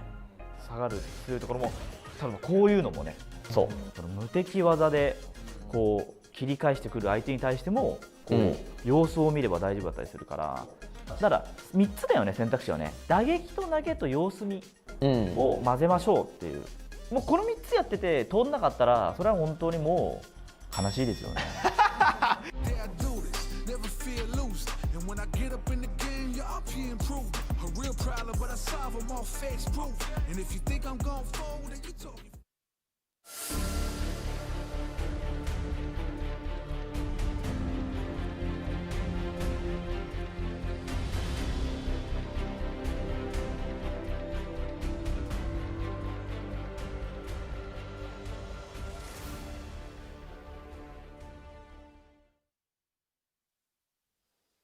さあここからは We're back with more Street Fighter League action out here on the official race streams. It's going to be Cyclops, Athlete, Gaming, Osaka going up against Hiroshima Team Itsuka. Let's take a look at the first team. That, of course, is the new kids on the block to make it drop. Starting off with the love by fighting games man himself, Kazunoko, champion of mini games, back in the Street Fighter scene, and look at me, the man that made the pact with the right sort of devil is the Wind Devil. It is Dogura. I'm getting caught up because I'm thinking about the theoretical value that is Fenrich. Think about what that even means. What it means that he is ripped with that JP play. And last but not least, it's the extraordinaire on defense and now on offense, Goichi, always looking #1. And this team is looking to secure their #1 spot victory out here on the leaderboards. It's going to be a tall ask. Hiroshima Team Isuka is looking strong in and of themselves. No doubt. This is going to be do or die for sure when it comes to Hiroshima Team Ikuza, especially with what's on the line. Currently sitting at 100 points. Let's see the composition of this team a little bit afterwards, as of course, we already see the smiles. Oh, wait, no! Goichi's got caught without his glasses. All right, now we got it. He's fine. All right, now we can do our intros. Now we can do the intros. Hiroshima Team Ikuza starting things off with the magic man, Mr. Magician. It's Aqua with the JP, making everybody else look oh so free. It may not be the character, it may just be him. The fighting spirit, Jazzy, DJ Jazzy J with the Luke as well. The massive pad grappler that is Kichipa, who we haven't seen play as much. Hopefully that changes today, especially with that Zangief. And it's the Storm and the Eye Within. It's Storm Kubo with the Edmund Honda. Yo, the way that he performed last time was absolutely bonkers. And I do mean it in the most positive way. It was so cool to see that team really turn up in the last time they faced off against Saishun Kansou Kumamoto, clutching in the sudden death as well. I love, man, Storm Kubo is keeping it up, huh? What a beast! I love the energy from both teams. They actually make me genuinely smile to see like this kind of character coming in from both sides. It's really enjoyable. But let's take it to a more serious note, right? I believe Aqua, you know, for Hiroshima Team Ikuza has done the most in terms of like putting up the points as of late. I think he's been coming in very clutch where it looked a little bit shaky from his initial JP. He's been showing off. Oh! What? No. Word? Yes! The Lily. Yes! You know what's funny? I've been seeing a lot of Lily randomly on CFN and also in ranks that I'm starting to put some stock into her. I think I enjoy watching her a little bit more than I do Zangief because of her options. Granted, it's a little bit linear and it does require the win stock, but I'm starting to think people are slowly starting to figure her out. I think she can be a threat. I mean, she can definitely deal a lot of damage. She's got the strike though, as you put it, the linear sort of style. It works so well when you have the win stocks. When you don't have the win stocks, you might drop it. This might actually be kind of hard because if you try to win stock for free, DJ can stop that with Drive Rush, Stand Fierce, OD, Fireball, things like that. But if you do get the knockdown, get those win stocks going and flowing, she's difficult. She has that strike though that leads into so much, and those slow buttons, the slow walk speed, it don't matter when she's up close front of your face. But I'm curious to see how much time he has spent with this character. Is it enough to pull out in League? Because this is one of the best DJs, if not the best DJ in the business. That is Dogura. This man made a pact with the Wind Devil. It's going to be hard to take that away from him and not get that win, bro. He has some of the best DJ play. Go ahead. No, go ahead, please. I actually thought you were. Sorry, the lag messed me up. Actually, my bad. I thought you would stop. Yeah. But I just want to say that Dogura has been on just an absolute tear. You know, I think that the way that he plays this character is something to behold alongside that psychic ability. But can you tell me a little bit about this matchup? How do you feel fighting Lily as a DJ player? I think Lily can get oppressed like a mess. I think there's a lot to be said about what Lily can and can't do. That's been very evident, at least on social media. And I had the luxury of playing a couple of Lilies overseas. I got to play against F-Word, his Lily. I've been watching Mike Ross play Lily. I watched a lot of Cobble Fiend play Lily. I have not been able to see a lot of Kichipa play Lily though. I think just based off of my basic knowledge from Lily, I think how the match is going to go is that I think Kichipa would hit Dogura with a lot of basic knowledge checks. I think he'll do a lot of things where it would be like a normal canceled into win stock, like some of the lighter versions, to see whether or not Dogura would react with a normal to check, or at least with a drive impact. I think that's how the meta is going to go, at least for this particular matchup between these two.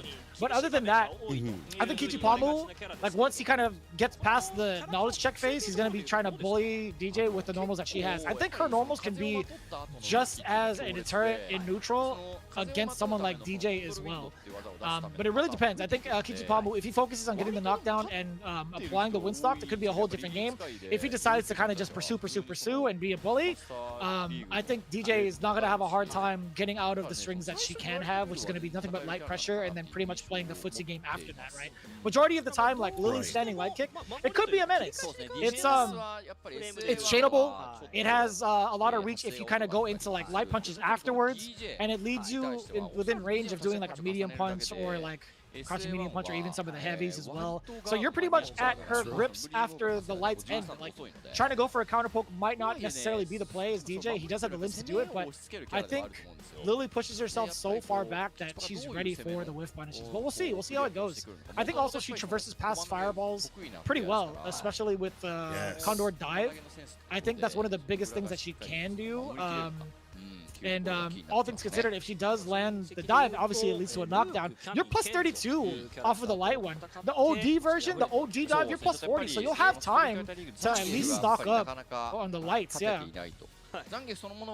More enough time right there. But I also feel like, you know, the game plan also for Lily is like, you gotta be careful on defense because she doesn't really have like an OD reversal. The other characters really have not really a real one in the sense of being able to deal with strike and throw and things like that. So that's something that she has to worry about. And also I do think that if the variance of fireballs is different, not used as like a normal like zoning tool, like a poke as it should be, it's difficult to find those reads against like the fireballs and not get caught slipping. And again, Dogura, I feel like he's really good about hiding that intention very well with the fake outs. So that may be kind of the way to play if you're side Dogura. But I also think that she's got, you know, she has a fantastic anti-air. Crouching heavy punch, denying that jump in, sort of pressure that DJ would like to have, especially with the knees or even the jump fierces and things like that, is a fantastic button that may deny that approach that Dogura would like to get on. So you have to figure out a way to stay grounded and to go in that way. We'll have to see. I'm curious also how much matchup knowledge does Dogura actually have with this character. It's not a common one, at least recently. It's not. It's definitely not. Like, you have to find some real specialists or masochists, either one, to find a Lily player out in the streets of rank, to be fair. And yeah, this is going to be it right here. This is the kind of matchup that you're expecting from Monkey Magic. Yeah, getting the stocks. What a read! Are you kidding me? That was beautiful. Wow. And awesome.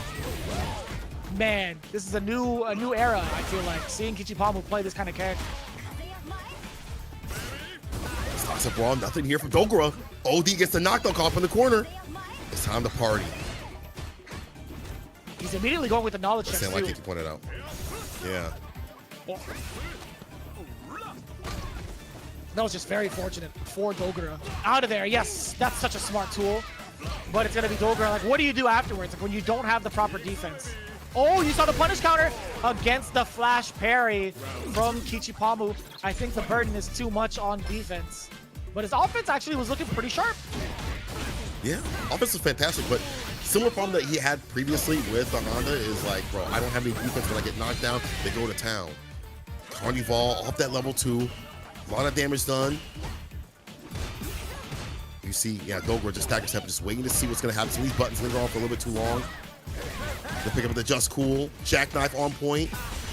Meaty, crouching light punch. Oh, this is looking real bad. Level 1. Doesn't get the kill, but one more hit will. One touch. Oh, yeah, and that's going to be nice and easy for Dogura. A very confident win at that, too. Not allowed to really stock up the wins for free against Fireball characters, as, you know, they'll be able to sniff that out and even react, because you're looking at, I talked about it earlier, right? I talked about being able to score some of the Condor dives and then going into the charge up, but going right into the charge up itself, there is so much recovery on that bad boy. If I were to actually go through it, win stock in total, if you're looking at like the light version, that's 46 frames to startup. 46 frames to startup, right? The medium punch win stock though, yeah, the medium punch win stock also in double digits, but the recovery on it as well, since it actually hits somebody, it like flings towards somebody, it's also pretty negative. It's -8, but also 25 frames of recovery. But yeah, you're waiting for the entirety of light punch win stock to finish. That's 46 frames, my man. And someone like Dogura is not going to take the chance to let you, you know, get your power up to happen. Not going to let you like power up to your final form, because this character, when they do have the win stocks, is an absolute menace. When they approach their plus, leads into that strike though. We saw that light kick when they were in, then the pressure going and flowing. But right now what's happening is Dogura, even with maybe not even understanding the matchup, maybe not as much, still fantastic pressure. Obviously just staying as optimal as ever. And going right back with his character, not switching off the Lily. Yeah, he really is. He's just playing Street Fighter. He's playing DJ is what it is, right? He's playing the one-player game, and that's totally fine. Yeah, drive rush forward into the sweep. Not really much that Monkey Magic can do for that. Yo, Kichipa is stuck in this corner again. The reversal, not necessarily the same without the Windstock, right? Using the OD uppercut, but, oh, man. Hey, you get the save jump on her. That's back-to-back perfect KO. Dang. Hitchy, was this the right call to run the Lily? I don't know if it's baked enough. Bake out's caught in challenge right there. Stocks up the win. Okay, now we got two. Let's begin. Let's get in. Yeah. Oh, no whip punish from him. The shimmy. Oh, he tried. The back away. So smart from Dogura into the level 2 immediately.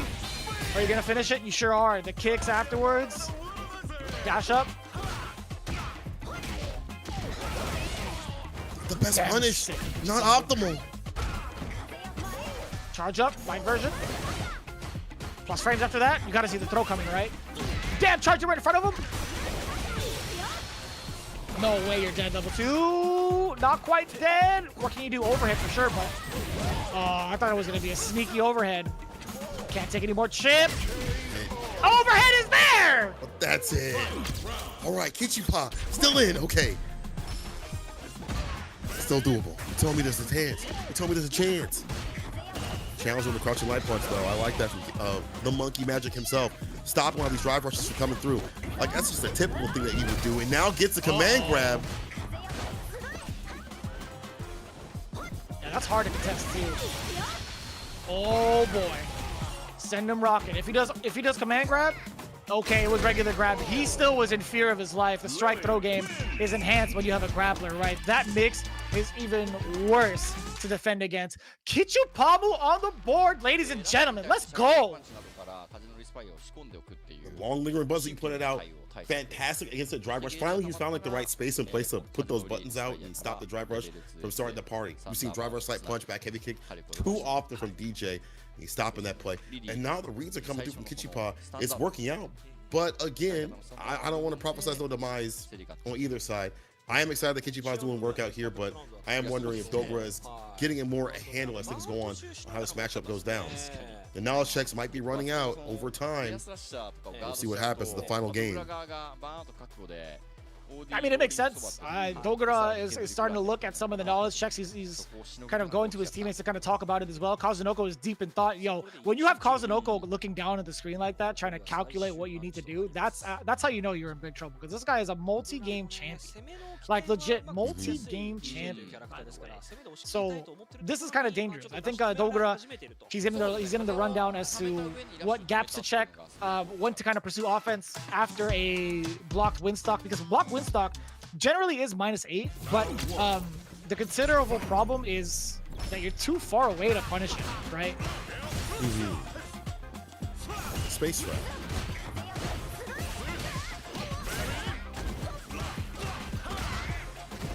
We're off to a way better start. Runs that target couple raw. Honestly, that's -8, but he's been doing that consistently. From parry, gets a command grab. And she goes in for the Oki, surprise. Instead of Kichipa.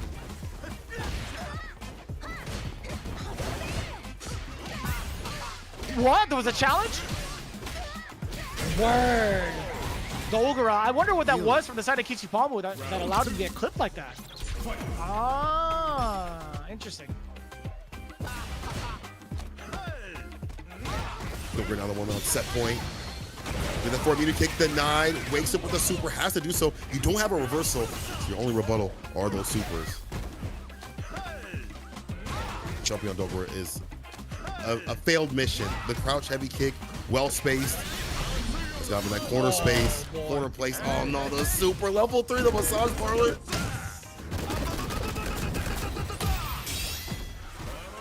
A little problematic, but he does have OD uppercut. Okay, I was gonna say he has OD uppercut while in having a Windstock. That's the only time it's actually invulnerable, and it also is 4 frames on startup. It's kind of nuts. Oh!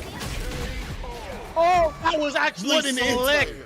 Dogura popping off immediately. What a snipe. Hook, line, and sinker. Saw the dive and he's like, you know, I had a teammate that used to do this all the time with T-Hawk. I'm gonna try this out. And that was actually really well played. Dogura, the beast. I know it's not Michael, but that's actually beast mode calculation with the reactions too. That sweep was mad intentional. That was flagrant. That's what Kazunoko told me. He's like, what if you swept that option right there as an anti-air? But honestly, it's something you have to have as a DJ player. You have to be able to place these anti-airs in the right way. Not only, you know, obviously the jackknife, but also, you know, the crouching heavy kick, the sweep just in general. And for that option to come through, it's something I haven't really seen from a lot of DJ players in that matchup. Not a matchup we're going to typically see in general in either way, but the fact that he was ready and found that answer, again, learning the matchup, understanding the knowledge checks, and I feel like Kichipa, maybe like a few more weeks on that Lily, could have did a lot more damage. He did take him to the final game, but like a few more weeks on that Lily might have you know, made the return over seat, but not meant to be. I like the idea. I like the other character, but just sort of similar problem still though compared to this Honda. Like, you don't have that same sort of defense. You know, you have no wake-up options that are real compared to like ODPs and things like that. So you're holding all that pressure, you know, slower buttons and things like that. I feel like those are similar problems to what Honda does have. No doubt. I feel like that's fair, right? The last time we actually saw Kichipa play was back in Section 5, so he's pretty much been out of the running for like two and a half weeks. So I guess like having the Lily on deck is one thing, but having it sharp enough for the league is a whole different story. Taking a look at the current stats between the two, the anti-air department, man, I mean, after what had just happened towards the end of that game, pretty sure it was a good number. So yeah, 5 out of 8, not too bad if you're Dogura. 3 for 3 with the OD reversals. You got to do it sometimes. You got to make sure that the opponent respects your wake-up game. When it came to the tech throws though, 0 and 3, that's not too bad, right? Taking just three throws worth of damage in comparison to 2 out of 12 against Kichipa, man, that's actually kind of rough. In terms of the anti-air department, I think Lily kind of has that down pat, I think, significantly, but it's just a matter of playing the ground game. Hence why I feel like Dogura didn't really take to the skies. He's so much more ground oriented, not really the type to abuse the knee shot, and also the knee shot pretty much got figured out at this stage of the game for a lot of the professionals, so you rarely see that option. So although the numbers are a little subtle from the side of Kichipa other than the throw, not too bad in regards to the outcome. 2-1 in favor of Dogura, with a little bit of extra meticulous planning in between games, courtesy of the theoretical value in Gang. I still don't know what that means with theoretical value. I actually looked it up and I'm like, what is that actually? It's the theoretical value of a security or a derivative is the price as determined by a quantitative model. Whatever that means, Google, you got me cooked, brother. You got me cooked. The whole thing about it though is that he's gonna be coming up. I knew it. I called it. All right. Yes. I saw no spoilers. I called it. But this is the JP matchup I was looking forward to. Aqua, who's had a fantastic second half, or at least fantastic showing for the remainder of the first half of Street Fighter League, I should say. In comparison to Fenrich, right? Just as comparable, right? Fenrich barely picking up this character a couple of weeks in afterwards and still having the same type of results. Fantastic. This is the battle that I was looking for. Just JPs, baby. Just JPs. Only JPs. Just what Twitter loves to see. But honestly, if you're Aqua, you love to see this because we've seen how good he is in the mirror match, taking down Nemo in that anchor match, which was ridiculous. It was looking like, honestly, it was going to be in Nemo's favor. Went right back into Aqua's hands. Just well-rounded. Definitely want to see how he faces off against the mix master himself, that is Fenrich. Now, I feel like when it comes to like, you know, that mix and things like that, he leans more heavy into that, but he's definitely solidified his game plan, gotten better with his neutral. I believe the first time we saw him, he got blown up. Let me make sure if it was him. No, it was Aqua that was the first one to ever get blown up, and that was by Sako.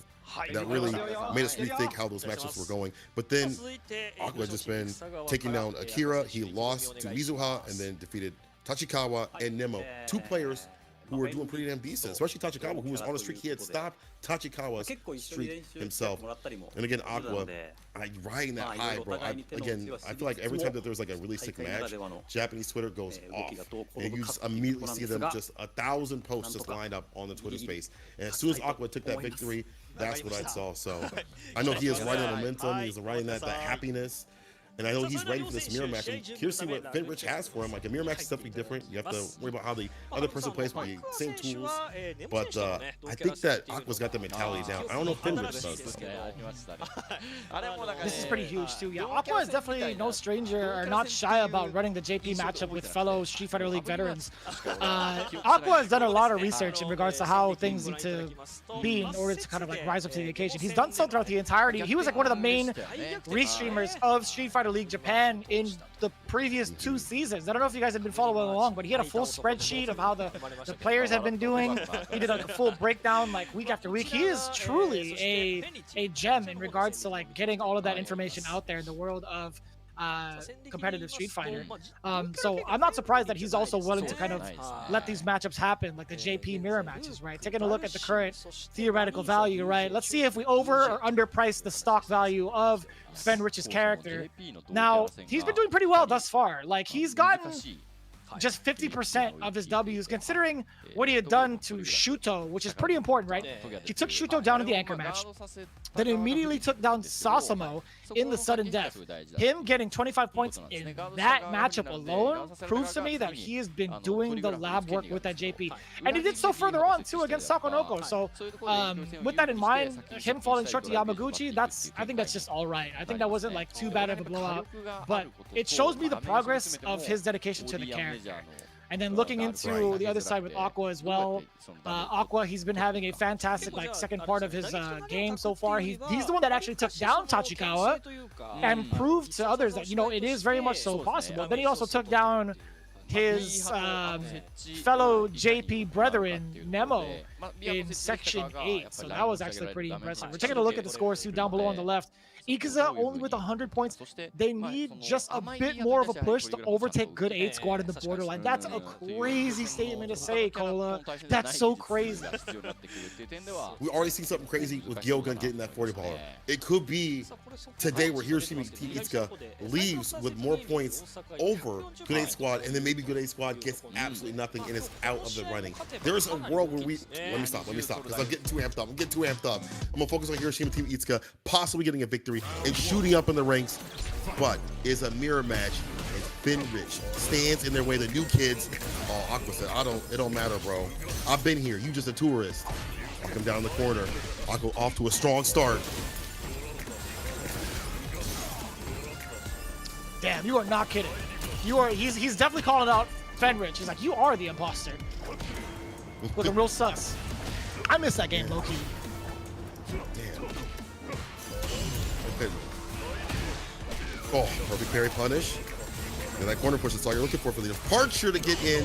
Hexa throw though. Aqua steps ahead.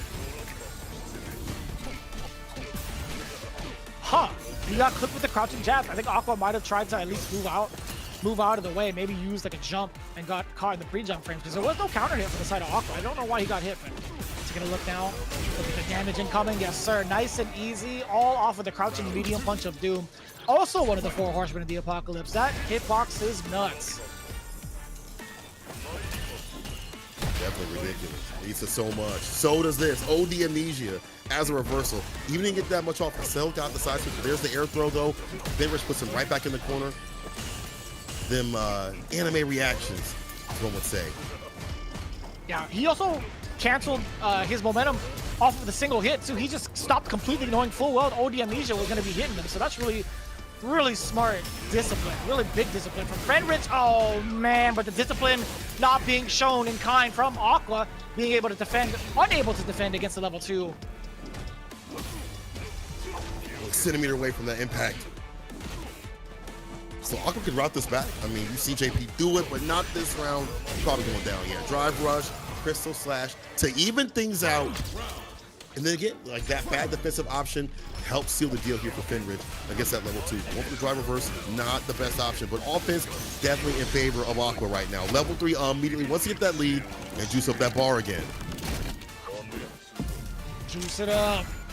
Oh, the damage. You're gonna set up for departure? No, you're gonna dash up, get the frame kill, but get the throw as well. The perfect parry. We're gonna get the side switch. Setting up double departure. That's what I wanted to see. Yes, to apply that guaranteed pressure with the OD Amnesia incoming.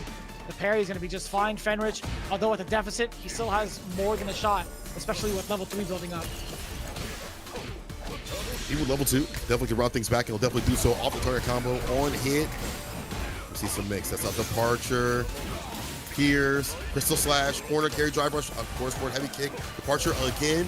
But Aqua still gets hit. You forgot it was still back there. You gotta watch your 6. Never mind, Aqua said, I got more tricks. No level 1 just yet. Level 2 is all built out here for Aqua. Gonna play perfect. The jump back still gets hit. One touch, one Pierce. Oh, he tried to out-pierce his Pierce, or he perceived it would be, but now Aqua, he's hanging back. He does get the burnout, but also the jump in. No, it's not capitalized. Another shot at life. Fenrich looking real clean. Don't you undervalue me. That was big brain. Going for the double jump. Looking like Mario Brothers, yo. I see you. Fenrich. Fenrich. Man. Again, going in this match, I honestly thought Aqua was going to take it, and he definitely had these fantastic starts. It's the defense and Fenrich playing around that lack of defense that Aqua has, at least right now at the moment, is that we'll be able to route things back immediately. There's the anti right there. He's the follow-up to the corner. Again, Aqua having fantastic starts may not lead to much if the level 2 comes through and equalizes stuff, and then Fenrich rides that momentum right after. Oh, the cancel, yeah, the fake out. They can waste that bar.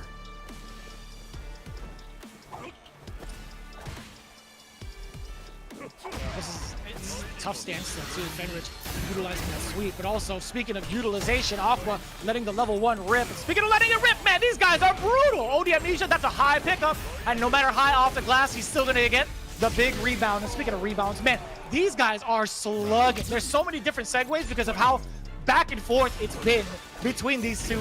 It's been legit. It's been legit back and forth. It's really been like that. This time, Aqua holding these leads, being able to, seal the deal a little bit more confidently. It feels like he did say that he's practiced with Fenrich a lot. Fenrich did say back then, like, bro, we practice a lot together, but he had been losing in practice. But this is battle right now. Aqua, though, showing that he's the real deal. Again, departure out and about, drive rush in. Still through that gap, runs the ODM. You should just get that back door. I like that. You'll spin that bar. Just get that positional advantage, catch you up in the corner. They were a lot of more utilized drive rush, anti the juggle points. More than enough for these follow-ups. Is he gonna spend it? Oh, yeah. He's gonna secure it. Level 3. Okay, it's gonna be level 3. Yeah, I was hoping for level 2 as well, to be honest with you, but considering what is currently on the screen, like Aqua's got more than enough life left to possibly survive. He has drive gates to parry the mix-ups, and if he defends carefully, he might even get a punish. He could have brought a level 3 for himself, so that's, I totally understand the leverage that Fenrich wants with securing the level 3. You think about like how much bar this character builds up, and just like being so aggressive in sequences and things like that, he may actually get that level 2 or even level 3 if need be, you know how things flow out. But right now, flows all from Aqua. He's on that level 3 sort of thing. Perfect parry, punch, push to the corner, almost at level 1 on the side of Fenrich. Sets out the departure. Drive reverse works out for that option right there. Not for level 2, but to back him up a bit. Is that a whip punish? No. Not fast enough. I thought it was sick. I actually thought it was so slick doing that. It was just a little bit too far out. Fenrich continuously applying pressure. Level 1 again from Aqua. That's like the 3rd one in this set. Damn. Might have been a bar. Spit right now in burnout. Fenrich capitalizing with the departure jump like Kickstarter, and this should be the finisher. This is the closer. He said practice is something different, bro. This is battle. Damn, Fenrich showing off the anime mix as well. What's really surprising is the idea of like Aqua teasing the spikes, right? Hence why he was down backing a bunch of times. But him getting hit with a teleport on the incoming was very surprising. I didn't expect him to actually get smoked. So Fenrich, with the very fortunate timing, then taking full advantage of Aqua's mistake, thinking to himself, I was like, man, I really let that go.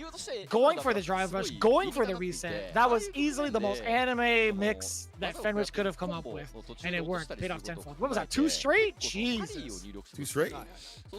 Also, the way things had went, it felt like it was like 2-1 because it was so back and forth, but at the very end, Fenrich getting it done. And I think those jumpers are definitely going to come into play. We saw Fenrich either teleporting in or even jumping in normally. Didn't really see many of the anti-airs. I've seen a lot of players like discuss how they stand underneath the departure if they really think that you're going to teleport in and find like a crouch force anti-air. Of course, for JP, that's probably the choice, or whatever, what have you, depending on the character. character. But that didn't really come. Didn't really seem like there were that many anti-airs besides maybe 1 or 2 instances from the side of Aqua. I could be bugging, but it seemed like the most had came from the side of Fenrich. Alongside of that, just being able to capitalize on any decision. Perfect parries into corner push and things like that. Good bar expenditure. Proving that he is the better man today when it comes to that JP play. No doubt. And we talked about what was really necessary for the side of HIROSHIMA Team because that hope is technically still alive with the anchor match. It's just a matter of who is going to be stepping up. Is it going to be Storm Kubo or is it going to be Jazzy? If I were any sort of analyst, I would highly recommend Jazzy coming up. But let's take a look at the stats thus far. A lot of stats on the side of Aqua showing off his prowess, right? The anti-airs, 2 out of 7. All right, well maybe not as much in comparison to Fenrich, right? 4 for 4, 100%. But in terms of the OD reversal, right? The OD amnesias on wake up, pretty important, 100%. But I don't know if it led to enough, right? Fenrich would get some of these hits and immediately stop, right? He would get some of this pressure and then immediately stop. So I don't think it really amounted to much. Then, of course, the tech throws, not really much of a stat to talk about at the drive impact.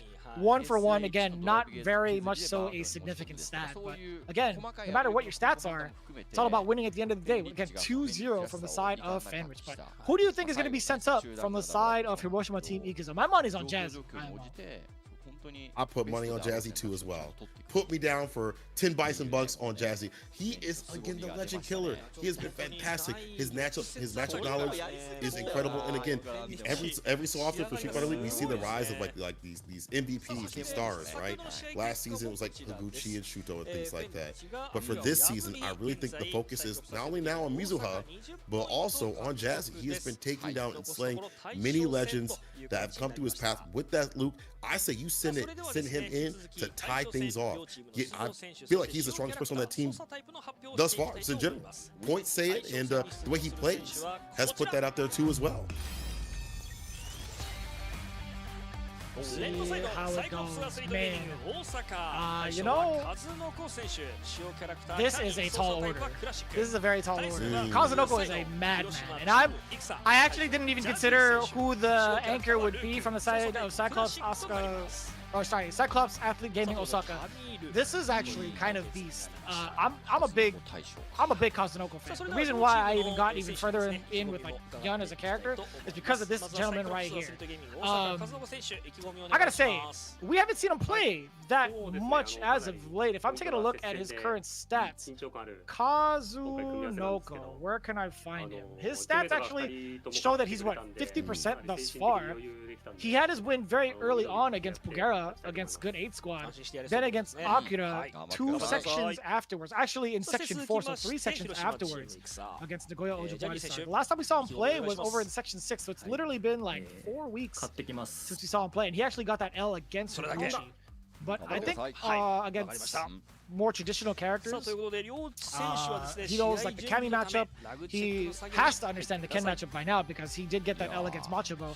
I actually want to know how he fares up against the problem child that is Luke. And someone as problematic as Jazzy has been, you know, Jazzy, unfortunately, the first time we saw him, he had a great start when he had fought Akira, but lost. He did that suppressor round start, which was fantastic matchup knowledge and like spatial awareness and things like that. But it didn't lead to a victory, so I know he's probably labbed that matchup out. As for him, he's 4-6 right now. Obviously, we said losing to Akira, 1 against Momochi, Fujimura, Pugera, lost to Gucci, but then 1 against Nemo. In terms of legend slaying, that's a pretty damn good record. Would like to add Kazunoko to that scoreboard. Yeah, that's fair. I think he's taking down a lot of the older guards, right? Momochi, Fujimura, Pugera, as well as Nemo. And then losing to some of the new school. Like, you know what's funny? Like, there was a tweet that went out recently. I believe Fubar Duck, Ryan, shout out to you, by the way. Ryan over in Japan had actually done a tweet translation of the players in Street Fighter League Japan talking about the current age range of the players. Sakonoko being the old guard at 44 years old, being born in 79. Then the newest cats, I think the only one in the class of 01 is, or actually there's 2 of them, Higuchi and Yamaguchi, both sitting at 22. Damn, 22 years old. But yeah, taking a look at Akira, yeah, I didn't know that Akira was born in 91. That's actually kind of crazy. I didn't know he was 32 years old. Akira does not look 32 at all. At all. At all. I think Jazzy also a little bit. Well, no, Jazzy's 1994, so like not super old, but he definitely has also a young face too as well. But like all these players, bro, I can't tell the ages at all. Like I have, if you would have told me that about him, I'd have been like, no way. He is like 18, maybe minimum, but like I guess they let him in, so maybe 21 or whatever. Like no way. But I mean, it's cool to see like that mix though. You have these old guards going up to young guns. It's cool to have that mix. New blood is what this game needs. And speaking of new blood, not only when it comes to age, but also variety and new players. Jazzy looking to make his mark out here, looking to tie things up for his team, but has to go up against Kazunoko, the multi-game champion. King of Kami. Oh, that was slick. That was actually kind of slick, right? Oh, that is highly punishable, by the way. Yeah, going for the rest of that target combo is not advised. It's very ill-advised as a Luke player. But if it does hit, at least you're in a nice plus situation, so I get it, right? Trying to fish for that, but it might have been maybe like a buffer he was going for, perhaps, but he was way too close. The perfect parry's there, the punish counter as well, continuing the combo. But man, what a build on the meter down below from Kazunoko off of that perfect parry. That's a lot. Oh, that's true. She's like a battery. You know, in these sequences, again, perfect parry, you know, you get scale damage, but you're building up that drive gauge. You're building up your bar too as well at the bottom. And more importantly, the fact you get that positional advantage when you get that Oki off the spiral arrow. Caught up in the corner of the Jazzy trying to fight his way out. Does not have a lot of bar to utilize right now. Careful sticking out these limbs. I'm telling you, Kazunoko will clip you with that dive kick. He gets aerial with it. And with the jump man, he tried. Recovers in time to get the DP. Oh, no whip punishing. Hey, that's totally fine. The counter hit conversion off of the stand medium kick. Back throw. This is everything for Jazzy. Forward throw again. He gets to put him in the mix. Do it again. Oh, he's going to take the throw again. The blender of Popeyes. Oh. Get the Indian low. Oh. Jazzy. Real snazzy. I like it putting him in his place after the empty jump. Oh. Punished, but Kazunoko commit to that jump. It's such a tough time too. Kazunoko is still trying to calculate his way in. Right? He's not getting a lot of these whiff punishes, but it's kind of difficult to be fair. Back-to-back throws. You gotta back out of there. Yeah. There's the drive touch forward. Those frames after that, but of course the parry is there. Much easier for him to get that perfect parry too. Oh, speaking of perfect parries. Parry for the side of Jazzy. Oh man. That calculation was smooth. He knew he was going to be out of range to get a throw. So he went for the fierce, the full ender, and the burnout. Very smart stuff. You have the bar at the top to back you up, the drive gauge, to drive yourself to victory. One more solid hit, you can now run these fireballs against that chip. About to be it. One more jab, one slight hit will seal it. Kazunoko immediately going for that level 3. I should say actually CA to get his bar back, give himself a fighting chance. You don't have to take this. You can trade. Even if it's frame traps. Oh, Jazzy doesn't know. Okay, that's going to be just fine. Yeah, like, so what's funny about that sequence is that you're not forced to take that frame trap ever. You actually can interrupt it with a jab. Well, not interrupt it, sorry. You can trade with a crouching jab or whatever. Because Kazunoko doesn't have any life left. And I guess that's just like lost with Jazzy right now. He was too lost in the lights of being in burnout.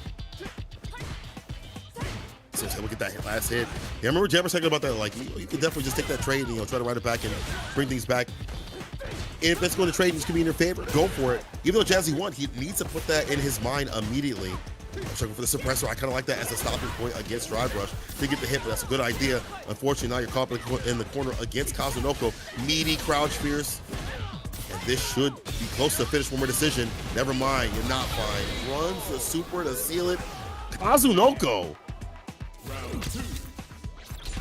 Well spent on the bar usage. Again, we talked about how often characters are able to build themselves at least like a bar and a half to 2 bars every single round, I think. Just about there. Yeah, Kazunoko already starting to jump. No, what was that? He went for a jump back. I imagine he wanted any sort of uppercut or an anti-air. They committed to catching that shimmy. Unfortunately, now still caught in the corner. Capitalizing on the opportunity given to him. Sorry. The whole nice punish counter. You've seen that same medium kick too often, and now he's found a button to play against it. Similar to when we saw him fight Dogura, starting to find buttons that were working out at the right ranges. Now Kazunoko is so close to putting a game on the board for his side of things. Oh, pretty important tech. Yeah, Jazzy is at the deficit, but also he's got full critical alert loaded. He could win off of like a touch and a half. Now he's getting closer to that win condition. Oh, that's a pressure clip. Oh, that was so good. Oh no. The shimmy was there. Kazunoko utilizing that back walk speed of Cammy. One of the best in the business, if not the best. Pretty close to Kimberly's, actually. I think it's tied, but man, that was pretty tough to counter against, to be honest with you. He's already looking at a couple of things. He's looking at the grounded approach. He's doing a pretty good job of countering like the airborne approach also against the dive kicks. But man, the shimmy pressure is always like something else. Like Kazunoko forcing people to press buttons where they shouldn't is like a trademark specialty of his.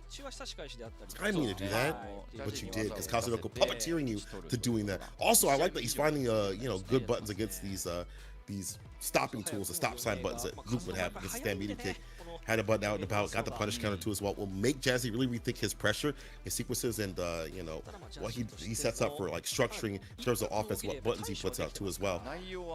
Man, I don't know like where this could go, because I feel like Jazzy's also kind of not having the same energy that we've seen him have previously. You know, certain confirms aren't there, certain drops are there. Even when they're not getting punished, there's more mistakes than we see normally. And honestly, it's hard to be perfect with the perfect knuckle combos. It takes a little bit more execution than most people really think.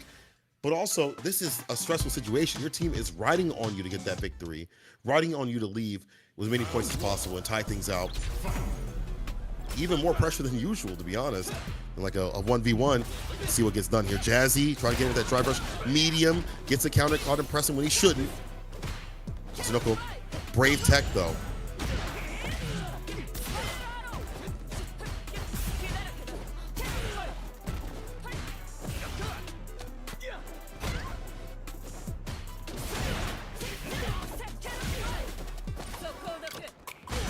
Beautiful, the dive kick, right in the needle again, looking out for these options and clipping it and getting a punishing kind.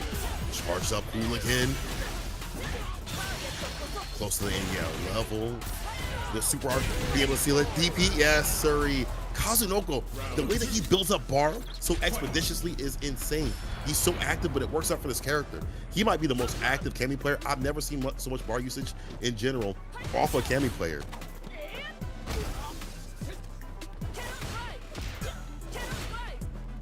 Man, these dive kicks have been doing a number on Jazzy, right? It's just so hard to contest against, but this is going to be doing a bigger number with that huge punish counter. I like that.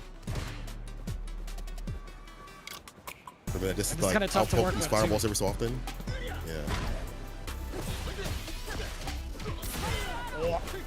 Yeah, trying to traverse past the fireballs is one thing, but trying to traverse past a ground game that's like so obnoxious and also dive kicks is kind of problematic. The back throw was everything here for Jazzy. No, not anticipating the right movement. Kazunoko gets clipped in the lights. More than enough damage. No, he's not going to spend the level 1. Kazunoko, that is very much so in your style. That was actually the very stubborn style too. Back-to-back OD uppercuts. I appreciate that, but listen, man. Jazzy a different beast. Legend Slayer, man. I feel like he's learned quite a bit from the Legends and is trying to apply that in these matches. Probably gets a chance to fight it out with them. Wow, what a stoppage. Using that stand light kick to stop the drive rush. Immediate level 3, and this is bad. Damn near burnout. Lost so much health. Kazunoko in a huge advantage right now. Nah, definitely not your burnout. This is bad. Dive kick coming through. You're definitely through. Doing all the bar. Get that perfect KO. Kazunoko not even deterred by the fact that DP didn't hit. That's champion level mentality, and this is why he's on game point. I think it's super sick that you're able to charge Cammy's moves to get like the enhanced version of them. I think that new addition has been like not really talked about as much. I think that's like really, really cool. It attacks on a little bit of damage and also getting the side switch. I think that's super neat. But Kazunoko, man, still within range to force the throws, the whiffs, I should say, against Jazzy. This guy is so slick. Oh, the uppercut, get off him. Back him up, back to mid-screen, but still the throws are coming through here from Kazunoko. Again, this man will not be deterred when it comes to his game plan. Trying to get the dive kick to land and get some of these buttons every so often, and now putting the spin knuckles every so often too as well. Jazzy is so much on the back foot, more so than I've seen him previously. Trying to go for the ODDP, the stagger stab. ODDP did not connect, and Kazunoko, one more grab, one more crouch fear strike, could be over. Oh, teasing the idea with the sandblast. It's kind of dangerous too, but Jazzy's doing what it takes, man. Oh yeah, you already know that's not gonna be flying that far away. That heavy punch. Flash Knuckle was 100% gonna be punished with any button. Kazunoko making it count. Just at the end, yeah, and he gets the light peppered in as well for the link. So smooth. You saw the parry. Calls You the heard parry it. too as well. Yep. Okay, these defensive options, they're not working out. The throw pressure is too much. Scammy can't be coming through. Okay, here we go. Caught him off the little crouching medium kick. Chaser, meaty crouching medium punch. Fantastically done here from Jazzy. Can he route it back? He's got the bar at the bottom built up for level 3. The neutral jump my calls it the God. dive kick. Now he's reading the patterns. I love this. Sees the frames.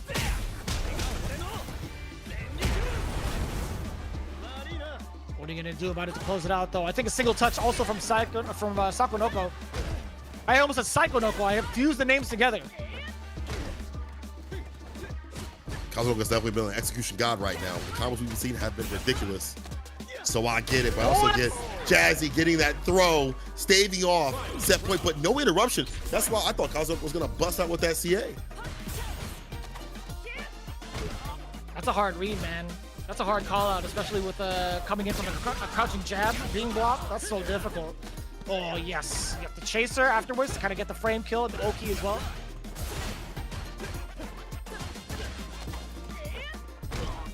Is that the chaser? Yeah, it is. I guess it's like it's a chasing move, but for some reason I thought it was called different. Plus frames after that, and of course, yeah, he's going for the perfect parry majority of the time after a blocked flash knuckle, heavy flash knuckle like that. But this is going to cause the full burnout. Kazunoko, hefty damage on the table, but what happens afterwards? We're going to get a drive rush. It's going to be dash up, OD dive kick in pursuance. Set him up. Pick again. That situation, getting that further jump back jab. Jazzy got hit with the impact, and that should be that. The charge up dive kick. All the bars spent to get the victory. Kazunoko, unslain, undeterred, and now undefeated against the likes of Jazzy. Puts points on the board for his team. And again, this is the way of Kazunoko, making it so difficult to deal with, read his rhythm, that even a legend slayer like Jazzy, who was well-versed in that matchup, who has been on a tear through Street Fighter League, not able to get a handle on what he want to do with the dive kicks, the buttons, everything. It's too much. Kazunoko is a beast. No doubt, no doubt. Him coming in from a slight deficit against Jazzy. I think Jazzy was the one that kind of started things off, if I'm not mistaken. But yeah, that was it was looking a little bit grim from the side of Kazunoko with the amount of times he's been kind of sporadic, the amount of times he had gone for OD uppercut and taken those big risks to a full calculated approach afterwards. His dive kick, his OD usage actually with the dive kicks have been so on point in the last couple of games. It's been very difficult to even contest. Like Jazzy, he had like a single read against one of them, but you can't read against all of them, right? Yeah, leading to so much. The dive kicks, punish counter, minimum lead into Oki, maximum lead into, depending on what resources you have, damage that Kenny player said that she don't have, but she definitely does have if optimized. And again, the charge, DPs and things like that, charge hooligan ender too as well, just showcasing how, if you are able to be more optimal with that character, you can pop out even more damage that wasn't really possible, or really isn't, I should say, left on the table usually from other players. But that's Kazunoko, man. One of the best cameras in the business, probably top 3 in my opinion. Definitely one of the best in the business when it comes to Street Fighter. I'm glad that he is back, and I know his opponents are not glad that he is back to be really maining Street Fighter.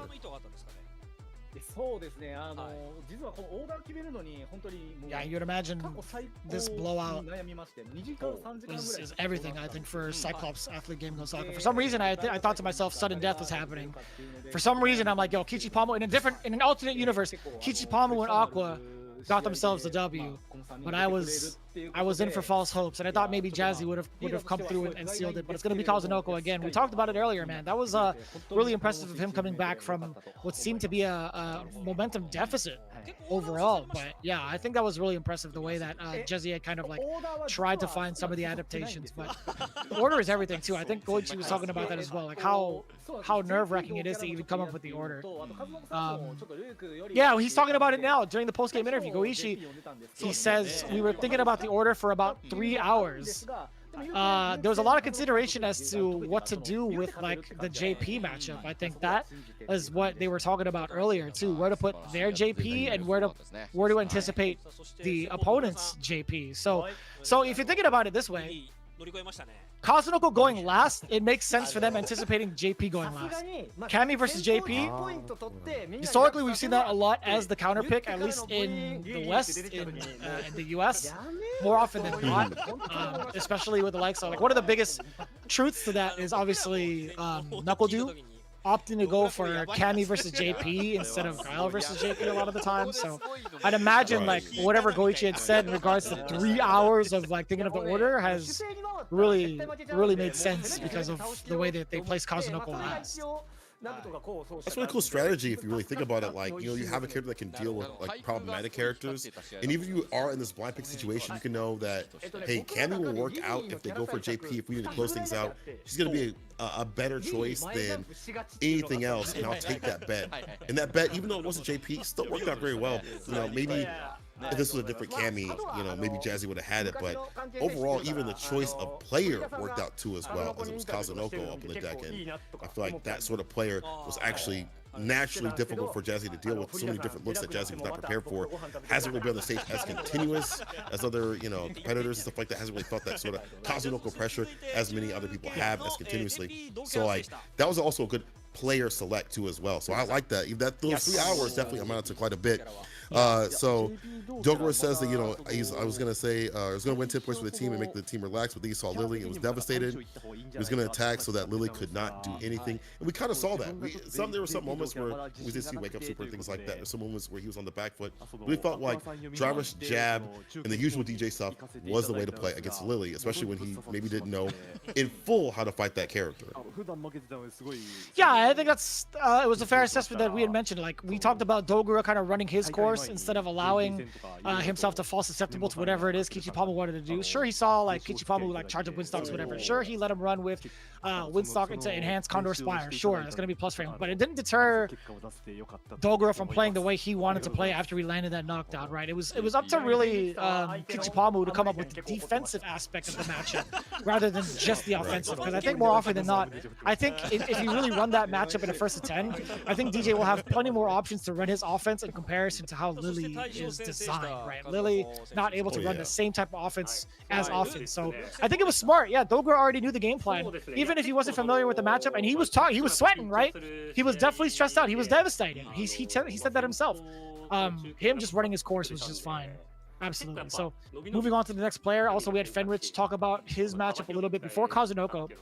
Fenrich, he explained that he wasn't too confident in the JP mirror, thinking that JP was going to be in the anchor game. So it reaffirms our point of what Goichi was talking about when they thought the order was going to be JP at the end.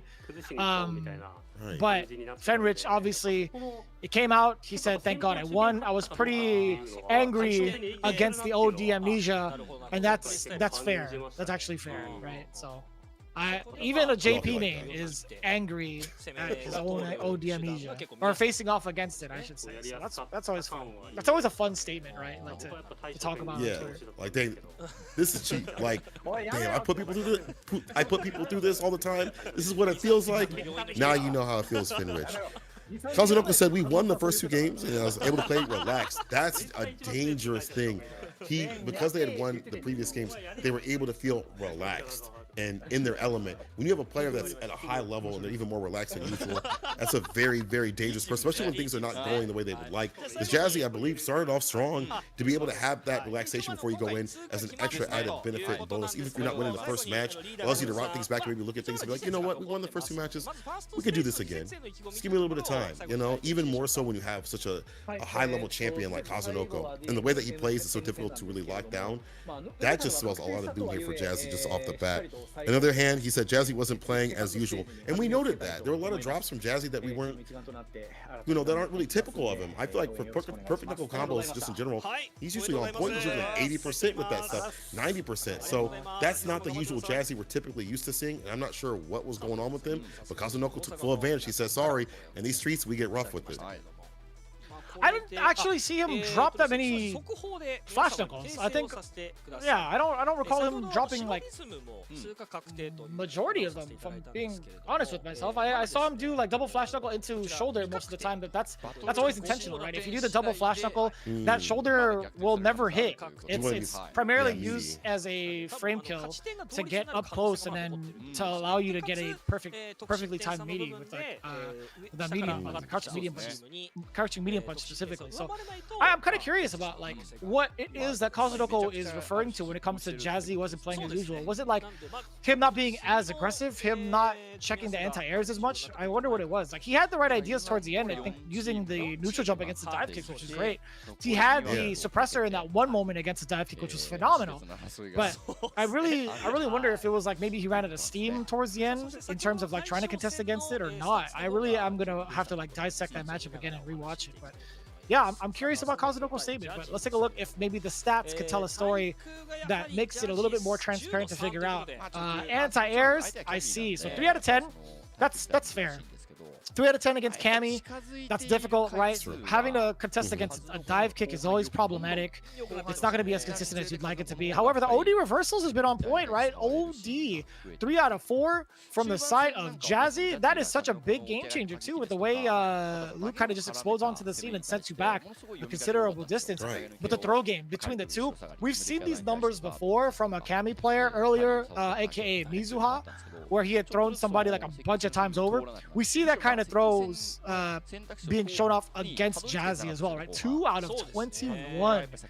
That is an impressive feat for Kazunoko. But at the same time, 6 out of 18, considerable difference in percentage, right? That's still a third of the throws. And that's with Luke putting you in that loop over and over and over again. So that's really impressive, I think, for Kazunoko to get that grip and still maintain the chips too. I gotta say, him also getting the throw baits added onto that strategy made it even worse for Jazzy. Yeah, and I wonder if maybe that's part of it. Maybe he's better at like reading throws and things like that, or has better defense against the throws, like maybe more backdash and things like that, just in general. Maybe that's part of that element.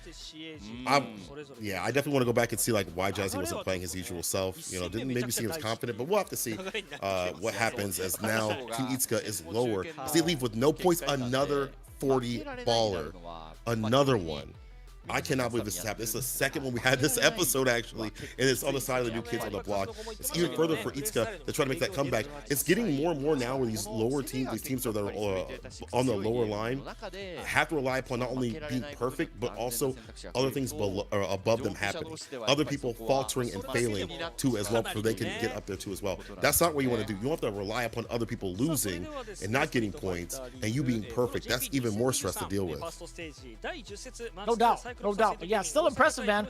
2 40-point ball games from the side of GyoGun and CYCLOPS Athlete Gaming OSAKA. Now, CYCLOPS pretty much solidifying their place into the second half of the league with 170 points. I want to see everybody solidify themselves with Aki coming up real soon. I'm actually very excited because just the other day, I didn't know who the voice actress was, but an old friend of mine hit me up on via DMs on Twitter, was asking me, hey, I'm looking to pick up Aki, and I'm wondering if you could help me out with some sets and where to go for locals. And I thought nothing of it. I'm like, oh, cool. She's getting back into fighting games. She's really busy with her voice acting gig. Then I looked it up. It was Faye Mata. And I'm like, wait, you're actually the voice of Aki? And then she just put a big old wink face. I'm just like, you have got to be kidding me. Yo, damn. I didn't even think about it. So big congratulations to you, my friend. I don't know if you're going to be watching this at this hour. I know you're coming in from PAX. But Faye, hey, I'm real proud of you from where you've come and where you're currently at. So big ups to Faye Mata. Hit her up on Twitter, hit her up on Instagram. She does great things. She's an immensely talented voice actress, and we really are. I think our culturally our world wouldn't be the same without her in terms of like social media and all the current things she's done in the atmosphere of our animes that we watch. She does a lot of anime dubs, by the way, in the games that we play as well. So big ups to her. Yeah, I mean, honestly, you know, the reception of that, the English voice acting across the board has been fantastic, but like especially for Aki, honestly, a lot of people have been like, yo, her voice, ridiculous. It's sinister. It's perfectly fit. And maybe I won't play her, but maybe I don't want to actually have to play against that character. We might actually see more of this character at the Tokyo Game Show. I'm hoping we get to see. There's a tournament. I forgot what it's called, but there's some tournament that's happening. I think it's Crazy Raccoon is putting on some tournament. I think they're an esports team that's out in Japan at the Tokyo Game Show that was announced either yesterday or today or at some point. So there'll be a tournament out there, but I'm also hoping to see not only obviously Dragon's Dogma, let's go, but some gameplay of Aki. I want to see like how things like flow down. I want to see like what happens with the buttons and things like that. She looks like a wily character, so I want to see that breakdown of the course. When they run that breakdown of this, I'll be watching that continuously because Dragon's Dogma is in itself kind of like a fighting game. It's kind of like Devil May Cry meets Skyrim and stuff like that. It's sick. Yeah, and Skyrim. Yeah. I think that's that vibe is actually so sick. I can't wait to play Dragon's Dogma. Just as much as I'm excited for Aki, man. It's been such a fantastic year overall for Capcom. Right? If you really think about it, the release of 6, doing absolute numbers. They're still doing phenomenal work with their Resident Evil franchise. And if you're a fan of Capcom as a whole, right, be sure to check them out with their Capcom Online program happening at TGS September 21st through the 23rd. You guys do not want to miss it because, again, there's going to be a pretty significant info coming out of there as they usually do, but info that we need right now is to see who will make it into the second half, and we're going to find that out in just a bit with at least one of these two teams. After this break, it's going to be Good 8 Squad versus Nagoya Oja Body Star. You do not want to miss it. I highly guarantee it because this is do or tie time. So be sure to follow along at Capcom_esports for all the latest and greatest in Street Fighter League Japan news. In the meantime, we'll catch you on the other side of this break. Stay tuned. です。よろしくお願いします。そして最後に視聴者の皆様に改めてお願いです。ストリートファイターリーグの運営に関わりのない第三者による本大会の模様やそして本大会の対戦リプレイ映像のアップロードはお控えください。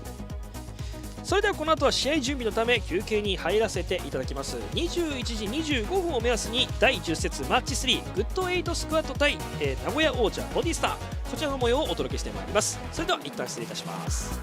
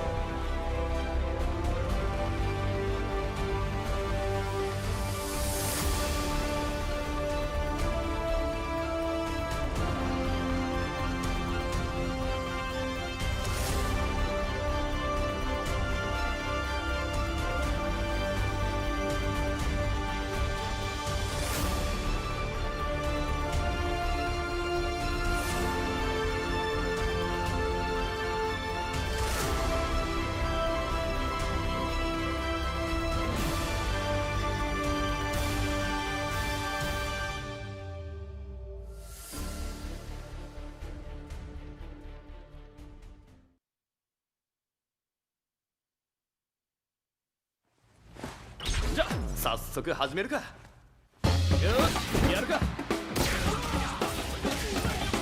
いい戦いになりそうだ。実践的なのがいいんだよな。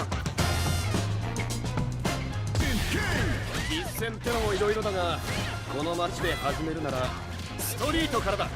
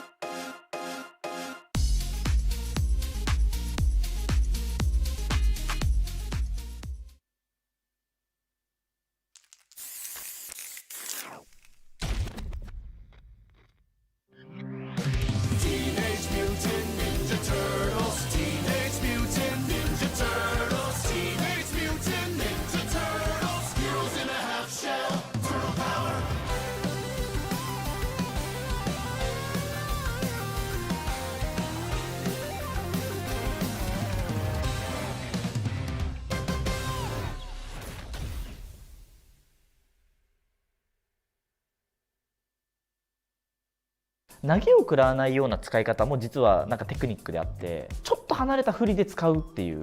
ああいいですよね。じゃあガードしてもらっていいですか、例えばこういうのってガードさせると竜じゃなくて相手のターンなんですよ。でこの時にタッチューパンとかこういう振ってくるんで、これに打つとジャストパーに狙えるし、遠いから投げてこないんですよ。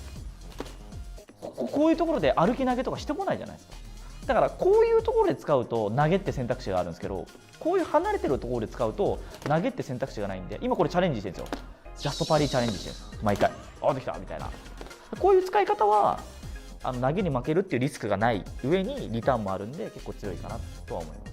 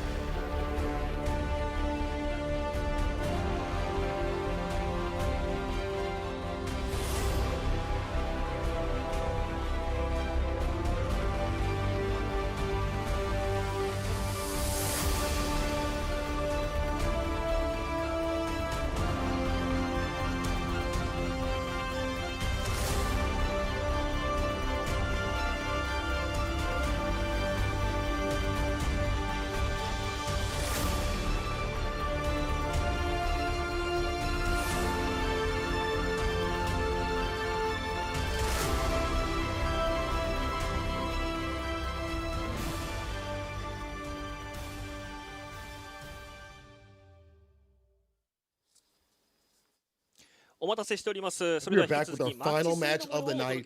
Nagoya Ojibari Star going up against Good 8 Squad, the previous winners of not only Street Fighter League Japan, but also the world champion.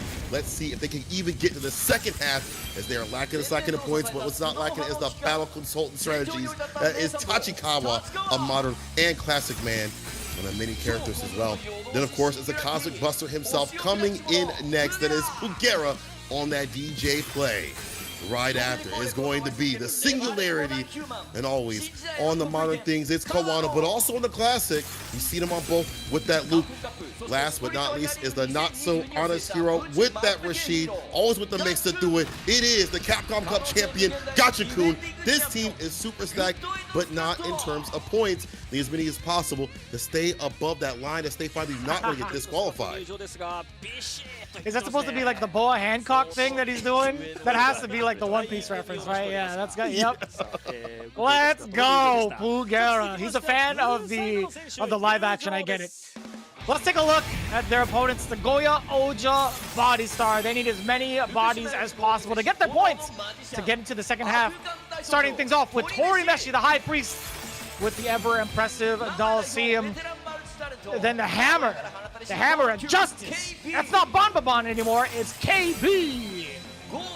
Followed by the Professor, that is Oniki, who had taken down the first World Warrior in Japan. Followed by lightning fast with the smile, the steel rounds. It's Akira coming in with Cammy as well. Now, I'm actually a very big fan of this team.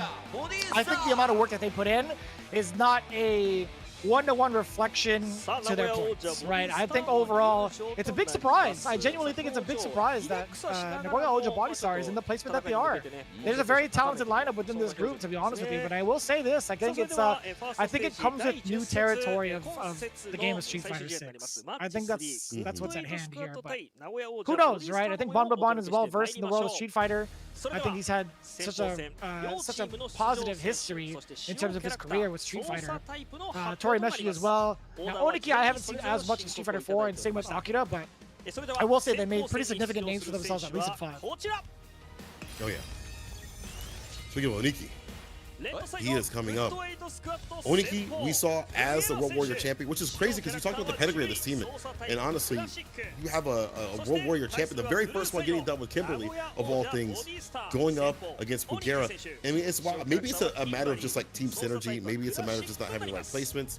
And some of the players also maybe not able to grasp, things within a short span that we've had Street Fighter 6. But one person that's kind of had a difficult time is finally able to shine is Pugera. I feel like he's gotten better and better. His first, outgoings have not been so beneficial for his team. I feel like he had not gained the points and did not start off as strong as he usually does. Because usually he is a huge star for his team and didn't have as many wins. In fact, he only has one win underneath his belt. It was only against Itabashi Zangief that he was able to take that victory, but then lost to a Legend Slayer that is Jazzy. I'm sure he wants another victory underneath his belt to gain that momentum for not only his team but for himself. Yeah, no doubt. I think he's currently, 1 in 4 matches thus far, right? This is the kind of record that we're not really expecting of Pugera. And also bringing out the jury is a big surprise. I actually haven't looked at his CFN, so I didn't think the jury was going to be coming up. I wonder how he performed actually with this character. Taking a look. Okay, so he didn't actually make it into World Warrior the second time around either. How interesting. Yeah, Pugera, he didn't make it into the first World Warrior and also the second time over. Very interesting. I thought he'd be a kind of like very much so in there, but yeah, I guess Oniki, I guess on his trip in World Warrior, he actually didn't make it into the top 8 either. Very, very interesting. Like he's saying, or I'm sorry, Pugera is saying like, hey man, I got this character ready for, speaking about jury, ready for this matchup, ready for Kimberly. Well, in the reverse of things, he knew that Pugera's using jury. He was not even steps ahead, he was flights ahead. He said, I already knew that character was going to come through. And we've known that Pugera has had the second as jury for a while. We just haven't seen it in League. We saw at the beginning of Street Fighter 6 when he was playing the game. He was like one of the top juries for a while, but then switched over to DJ and playing more of that character, mainline that character in Street Fighter League. But he didn't think that Pugera would be first, though. And honestly, I'm surprised Pugera is first, too, as well. Pugera, I feel like, has been really strong along with Tachikawa in these anchor positions, considering how clutch they are. But maybe Pugera hasn't been clutch enough to be used there just yet. Only having one win is not the most stalwart thing to say, hey, I could be up in that anchor position to close it out for the team, That's fair. Yeah, I think that's a very valid assessment, right? The kind of players that you would kind of want to send out are obviously the ones that have been scoring the most points for you. And I think those two might be like, what, Tachikawa?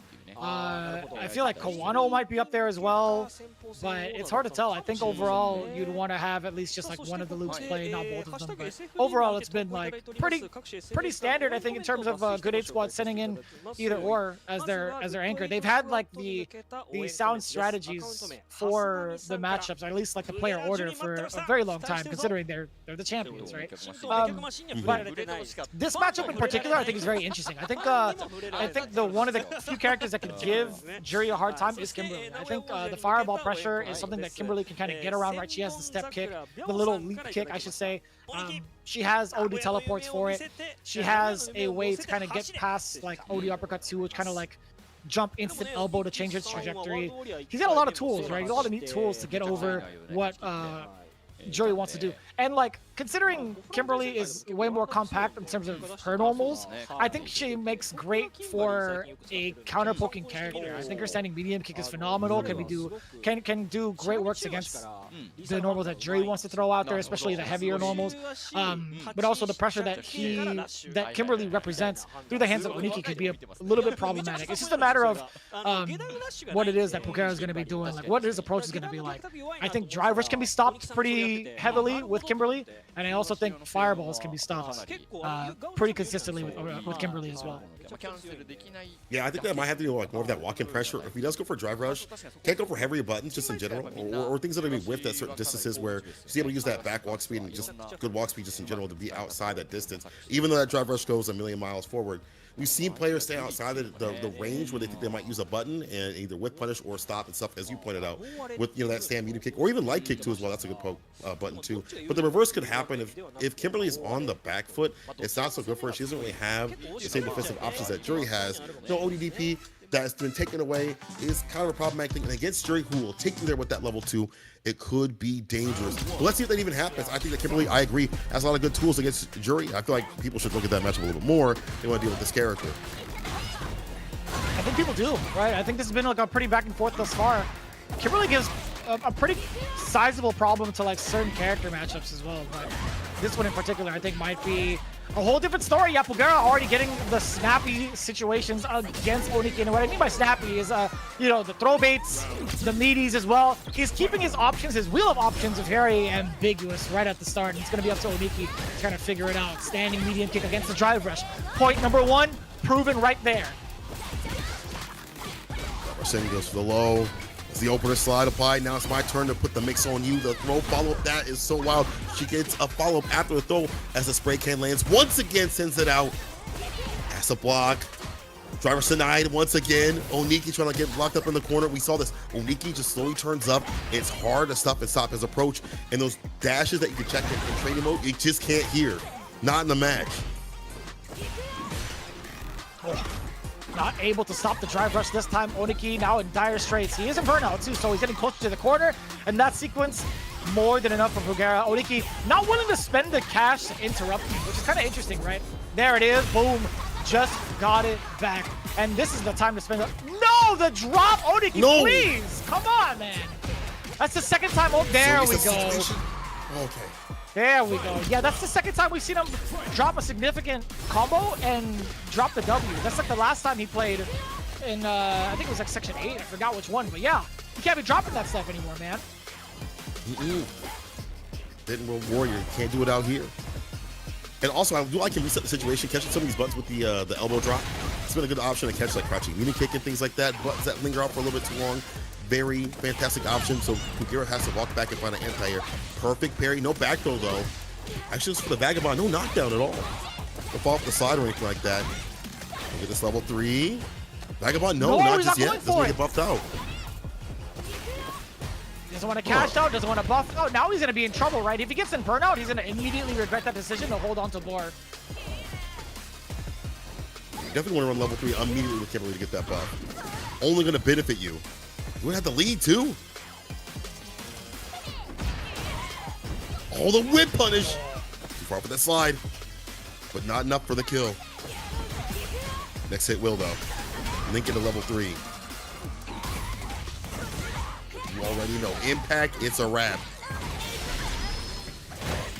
Yeah, that, I'm not gonna lie, that definitely took the wind out of the sails, right? You were looking at it from this side, and even from like any sort of spectator view, I think majority of the players would have immediately gone into like a knockdown level 3, spend that cash, and go into like the buffs, right? Very strange. I mean, even some situations where he's not going for like, even without level 3, just like not going for knockdowns and things like that. Like if the perfect parry didn't go for any knockdown sort of situation like this, like slide where you're in that strike throw distance, has to clean that up against the likes of Pugera. Especially, or even just the likes of Jury. Oh, striking first too. That's a pretty quick normal. Standing medium punch at the drive rush as well. Great block from Pugera up until this point. Oh, a punish counter is there. We talked about the counter hit buttons, or at least the counter poke buttons here from Oniki. Setting up the can, plus frames. Look at the damage to the drive gauge. Yeah, Kimberly is definitely a character that could assault your drive gauge without you even realizing it. I was thinking about like just the health, but you're definitely right about the drive gauge supposed to be in the corner, the backdash, preemptive. I like that. Preventative health, and Apple Day keeps the throw baits away. Really smart stuff here for the side of Oniki. And again, routing things back, we saw Slide, him following up that strike throw right after, finally having the cohesion with his game plan, as he should. There we go, yeah. And I like that, spending it even after the light situation, right? That light ender is going to be considerable scaling involved, but that's totally fine. You get this buff up, and now you get to really make it hurt, or at least make it harder to check the mix. No, I think honestly she's in that area, in that range where she could definitely deal damage considerable to other characters. Maybe not Luke, but definitely have to watch out for and not get hit. All these hits definitely hurt a lot more, and that is such a big bust out. What a big bet here for Pugera. That doesn't work out. It's as if we've seen this before, right? It's as if we've seen level 3 bust out or level 3 activation from Kimberly leads to so much more with that buff, right? The speed buff and the damage buff is so significant.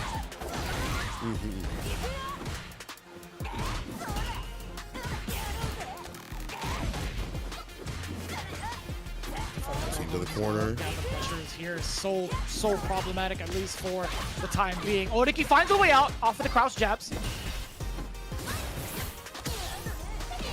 That's a throw. He's going for the low. Stand heavy kick. Oh, here we go. Stand Peterson, sorry. Up in the corner. We're going to block that. We're actually going to go for the parry so we can get as much gauge as possible. Continue these combos, these conversions. One more sequence. Should be able to seal the deal. Nice impact. Not enough. I think if that was OD Fireball, it might have eaten through. Try to get the impact again. Correct DP. So smart. So smart from Dogura, knowing full well that chip sequence was calculated. He wasn't going to fear being negative off of that Fujin Kyaku sword anyway. It's one on set point. Dogura definitely the one cleaning up a lot more than Oniki right now. Overhead gets the knockdown. Sorry. Strike throw. Fuhaji. There we go. Boom. Nice punish counter conversion too. Pugera. Nice block on the overhead from Oniki.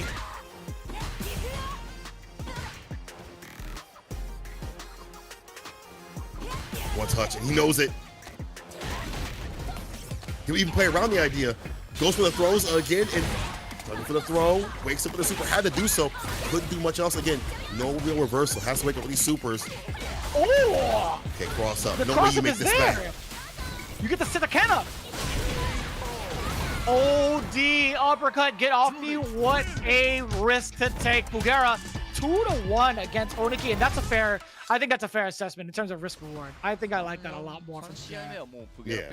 でしたね。 I like that right in level 3. Well, before, I guess he was in burnout, but still. Pugera able to round it back. And this honestly felt like a matchup of who was able to pull back on having, maybe not the most optimal situations, was able to pull back on these mistakes and things like that. It was Pugera this time, which has been a problem for him. Like, it feels like Pugera hasn't been able to really route things back when things go, out of hand, which happens in any fighting game. But for him, it feels like it's more common than it has been in last season. And this time, a lot better. Hopefully this is a sign of him back into form. Oniki, though, man, I don't know. I don't know what's going on. That first game, I feel like that could have been a lot better in terms of him solidifying things. It just wasn't. Just like not having the pressure, not going for sequences that allowed him to have that strike though continuously. Really weird decisions of not going for level 3 to get that power up, and then it felt like he just kind of got steamrolled after that. Yeah, I agree. I think having that level 3 is so much of a component that allows Kimberly to run whatever it is she wants to run on offense, right? And even play the game that she's able to play, which is pretty much kind of be like a sort of like a trickster type, right? She's going to be counter poking you, she's going to be putting you through the mix. In the corner, she can set up the cans and kind of like walk her way in and out and weave through the options that you want to do. It's really, really tough to kind of pin her down, especially with that speed buff. But taking a look at the overall stats, a lot more numbers from the side of Pugera. Looking at from the anti-air department, 50%. Hey, not bad, right? Getting half of them is better than nothing, right? OD reversals, and I do mean like these were very significant ones that he threw out there, and were able to land. 7 out of 10 is pretty important as well. Kind of getting those throws out against the can pressure. And drive impacts, a little subtle on that, 50%. Not bad. I mean, Onika had some really good anti-airs. We saw the crouch fierce against like the split kick up in the air and the neutral jump option. Like he was definitely aware of like the aerial options and approaches. Just like the ground game did not look so good, and those throws adding up into too much damage at the very end. You're so afraid of like a crouching medium kick into level 3. That's why when Pugera at the very end was able to run those throws for damn near free, and Pugera gained some points on his for his team side, on his side, and honestly gaining some more of that confidence that he should have, you know, for this game. Especially if we get towards the second half. It's not only about getting yourself in that second half, but like being prepared and ready. As all these cats out here are grinding so much that you do not want to be left behind as we get closer and closer to the absolute finale. Yeah, we are getting closer to that for sure with this next match coming up. It's going to be Gachikun versus KB, and that's actually quite a surprise. I expected maybe... I legit expected maybe like Meshi to step up to kind of throw either of the players off. We actually talked about this together too. Good 8 Squad had the chance of throwing what, Kawano, Tachikawa, or Gachikun. Now that Gachikun is up on deck, I'd imagine it has to be like one of the Lukes, obviously between Kawano and Tachikawa, but I think Tachikawa might be the one anchoring for this team with that in mind. But I think dang, does that mean we would have maybe the Sim be anchor, or will it even be Akira stepping up to bat with the anchor position? Who knows? Captain, maybe. I'm surprised. I honestly thought Gachikun would be in the anchor position. I think his Rashid is coming along really nicely. I mean, if we saw what happened at World Warrior, I haven't seen it, but I've seen the results. He took down Kakaru, and then he tied with 5th with Fenrich. So like he was up there. He was in the top 8 spot. So that Rashid's working. So I'm surprised to not see him in that like 3rd place position. It feels like he has that same confidence, that same sort of like, you know, like walk down pressure that he had used to have with Rashid. It's like almost there. Obviously, it's a different Rashid, but he's starting to understand the game plan. Like his neutral's there. Maybe his mix isn't all the way there, but it's getting better and better. And for them to get that top spot, I think that's like indicative of maybe placing him up higher. But hey, maybe this is the play, and it'll be good to have him work out against other JP like KB, because he had already fought Kakaru. He already fought the best JP.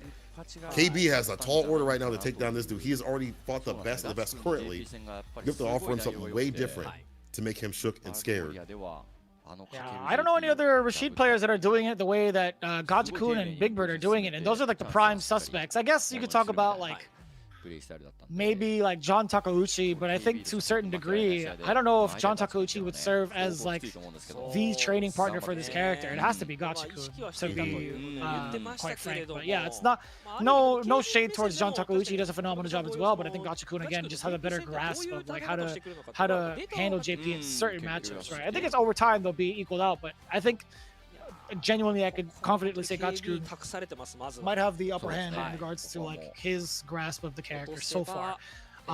With that in mind though, he has taken a bunch of L's on his way forward from that transition, right? He lost to Tokido, he's lost to Nauman, he's lost to Shuto as well, in comparison to KB, who has a pretty similar record. I think overall they're both at 2 and 5. But KB's been on and off, right? He's taking down Storm Kubo. He lost to Sako first, beat Storm Kubo, lost to Dogura, beat Sasamo, then lost to Fudo. So he's been pretty much on and off. Like maybe JP works in even numbers. Maybe he'll be able to take down Gachikun. That's the way to play against the character. I see. Honestly, the Rashid players, you know, it's wild from like people that don't play Rashid. They think that Rashid does well against JP, and the Rashid players think that he doesn't as much. You know, it was theorized that Eagle Spike would get through the fireballs and things like that. It'd be a fantastic way to get the knockdown. you have the charge enhanced fireball to really call OD amnesia very safely. And if they don't do anything, you have to pressure them for dang near free. But maybe it's like the aerial options, not having more predictive anti-airs. I don't want to say that the anti-airs are super bad. Like, they really aren't. It's more predictive. You have to think about the spacing, as I've seen, the Rishi players get better and better about. But when you have like teleport right behind a jump, light kick leads into so much damage, the risk reward is a little bit more in favor of JP. However, this character puts you in the corner. It's going to be absolute help. You can say that for both, but you can definitely say it for Rishi. It puts you in the blender. Perfect parry, and things like this are what I want to see. Perfect parry into bad situations. Has to go for the drive reverse to back him up. And look at how much drive gauge is already assaulted from the side of KB. That was a lot of drainage, and it's going to be a lot of damage to set up. No, he's going to walk up throw. He gets to dash up and do it again. No, he goes for Arabian Cycle for the roll mix. Dude, that button is hard. Oh, boy. Oh. Yeah, in the corner. Yeah, I love that. Oh, no. I thought he could have done a little bit more after that. That's like the only DP you could do, but he'll just run the heavy mixer right there to find the finish. Predicted, but he saw the departure, stood underneath, knew what to do. Takes the first round. If it didn't work the first time, why not try it the second time? Yo, Bomba Bun, I see you. Excuse me, KB. Oh!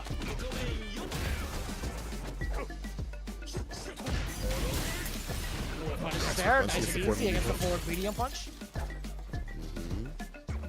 But nothing but checking the neutral, I think thus far from KB, which is gonna be just fine, right? Until Gachikun commits to like throwing out a fireball, I think KB's gonna be big chilling from this range. He doesn't even want to overcommit by throwing out a phantom. Yeah, he's throwing out the spikes instead. I do like that.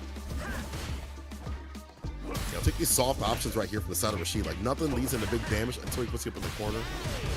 Not trying to get knocked down. KB has held it well. Does get thrown. Okay, here we go. Level 2, one of the best supers in the game. Let's see, we got some mix. Do have the throw. Has up in the corner, and this is well worth it. Look at that. Kills the drive gauge. Quite a bit of the drive gauge. It's almost built up enough bar, Jeremy, for another level 2. We'll get a chance. I don't know. Oh, he held parry forever, and Bon literally just kept playing hopscotch. That's crazy. He was actually playing hopscotch. Yo, Gachikun has the most, like, disappointed look on his face. He was like, come on, man. You actually hit me with that? You really did that? Come on, man. That was crazy. I'll be salty, too. I was going to do it again. Oh, the delay on the roundhouse. So that nasty. Was sick. Bon. Super Rashid kick right between the thighs. That was actually perfectly timed from Gachikun. Dear Lord. Extra painful. Out. Tries to capitalize the situation with the driver crouch communication not working out. But like, how do you approach it? You don't really have the best control buttons. You're looking for like drive rush, or you just wait for him to come in, gets the anti right there. Level 1 is a wake up reversal. So that's one more bar in the bank. The empty jump low, that could have been a little bit more. You know, Gachikun, I guess he didn't want to put himself in burnout, but I think like low forward into whatever combo he wanted to, into like Eagle Spike to set up for Isar, I think that would have been like the game changer, or the round changer. Yeah. At the very least, you can go for like light mixer and you for like the strike throw on hit. Like, you might as well do something where you're close enough, because he's been having issues and difficulty getting in without either losing a lot of health or really gaining too much ground, or not adding up in terms of a lot of damage here. KB off to a fantastic start and drive rushes in with the crouching media punch, stuffing and stopping his. Not looking so good.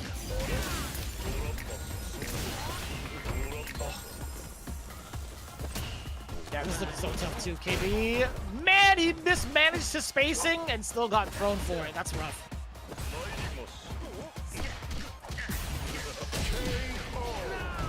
Nice and easy.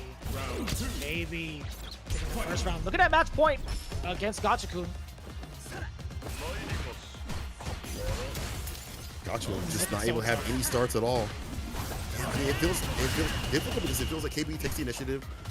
His defense has been fantastic. Closes out with the level 2 consistently, and the damage is definitely done. We don't really see those cool mix-up sequences up in the corner. From the side of Gachikun, might prove me wrong right now. Gets the knockdown, enhanced fireball, and he actually presses the crouching light punch before Gachikun could do anything else. Surprising. Good defense from Gachikun. Man, that's hard to block raw, man. That is so Never tricky. take that throw. Oh.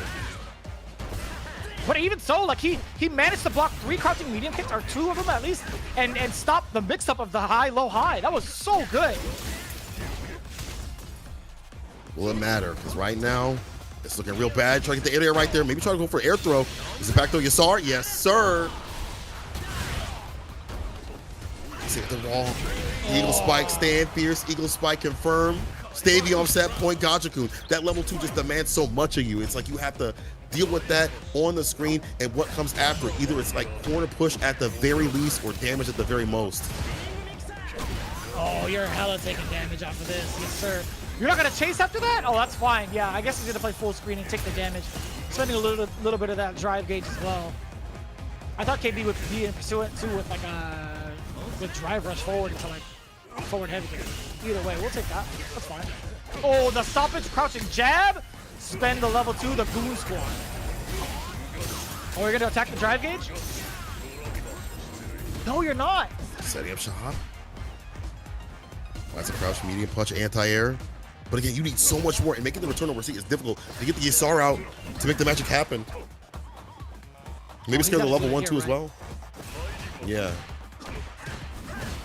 You gotta do it like on hit too as well. 9-frame startup. Have seen that stuff to stop.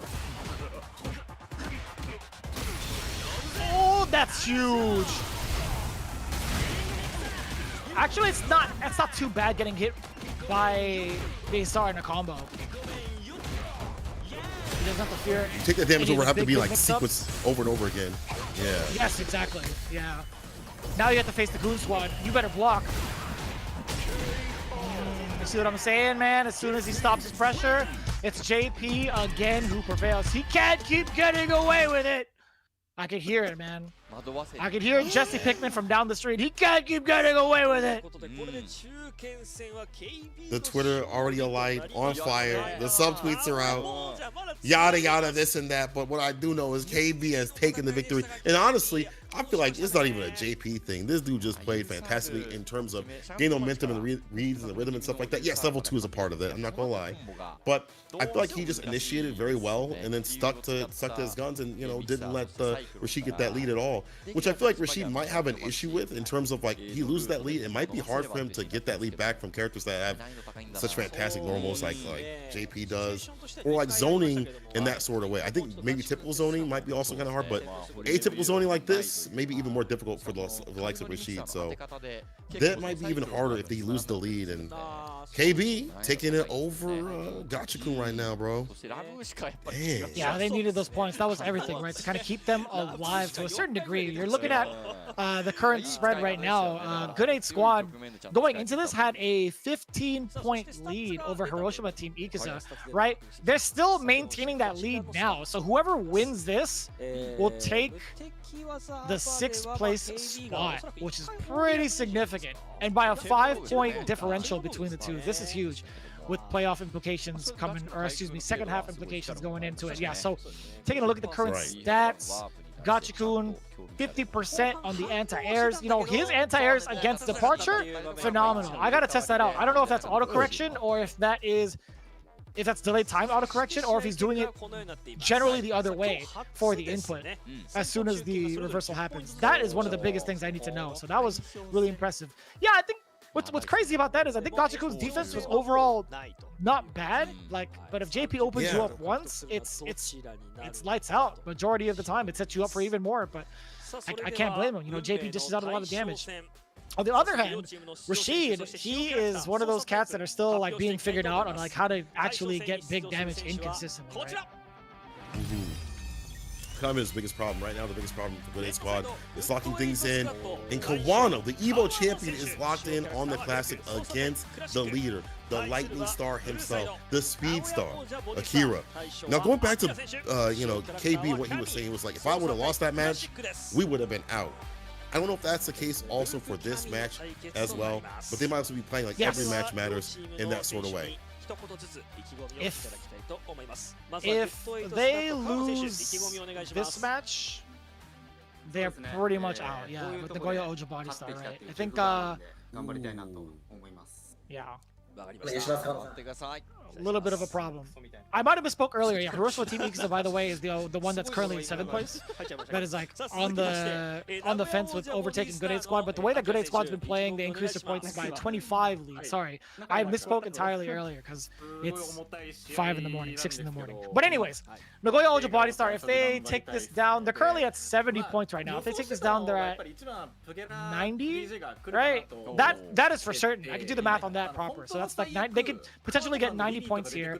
Then they have one more match to play. They could get 130. That actually, yeah, that's kind of difficult. If they full on take this against Good 8 Squad and Good 8 Squad just poorly in their last match, they could take it. Perhaps.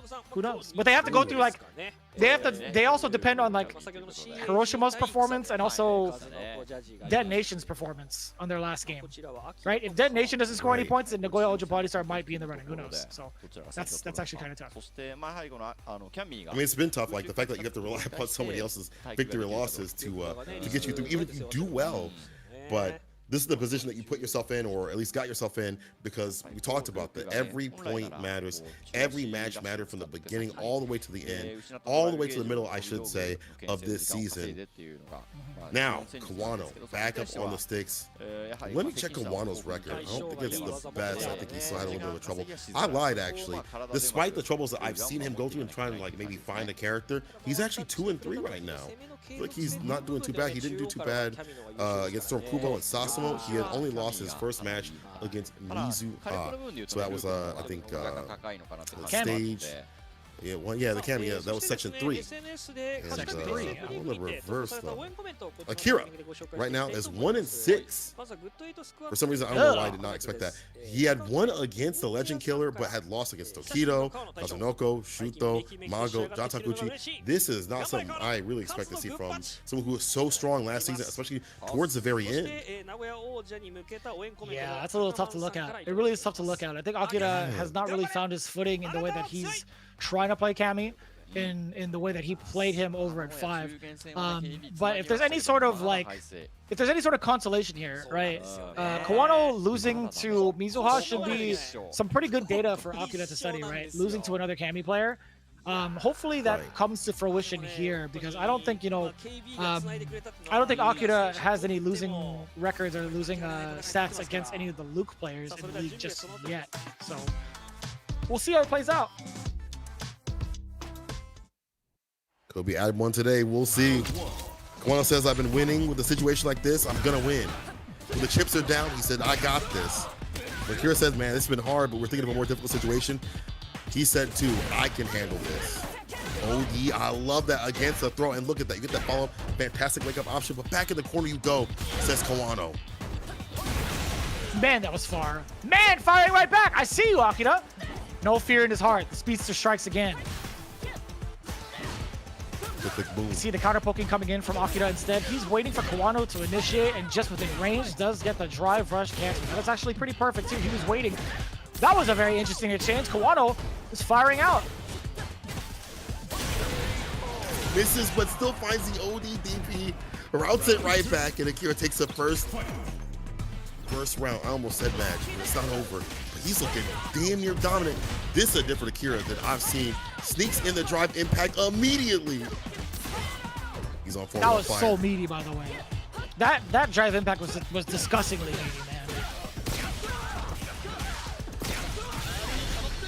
Overspending it now. So I do like that. I mean, pull yourself a little bit of that drive gauge back, but it's not going to help you in the life deficit. The big punish counter. Akira cleaning it up against the mistimed frame kill from Kawano. That standing jab, severely punished and also severely decapitated. Yo, Akira, 2 rounds straight against Kawano. But we know Kawano, a little bit of a slow starter, right? He's one to kind of figure it out on the fly. So we'll see if that happens here today. Way better start right here off this round. Off the backboard, light knuckle. It's over the corner, dash up throw, punish counter 2 as well. Caught a button out for too long. Try to ODDP in that sequence. Kawano waits and baits. The full punish. Not only is Akira back off form, but Kawano is on form. That's a perfect KO. Jesus, what a round two. Using back-to-back ODs to put yourself in burnout, like no matter what, if Kawano didn't even have enough juice to kill, he would have definitely chipped out Akira. That was nuts. Oh, speaking of nuts, man, he went back to the well. OD uppercut. OD uppercut as well coming in from Kawano. Excuse me, OD dive kick from Akira earlier. My bad. Nice whip punish. DP backed up, had the right spacing, and again, backs up with that crouching medium punch to clip the dive kick, and that's it. The stand medium kick, the closer. We talked about how good Luke is at closing things out. He has such good walling buttons. He has such good closing buttons like stand medium punch, stand medium kick, low committal. They can't be whip punished, but they're hard to read, especially when you have no health to play with and can't make any mistakes. And Kawano starting off with that aggression, trying to match Akira's speed, and not only that, but overtake him.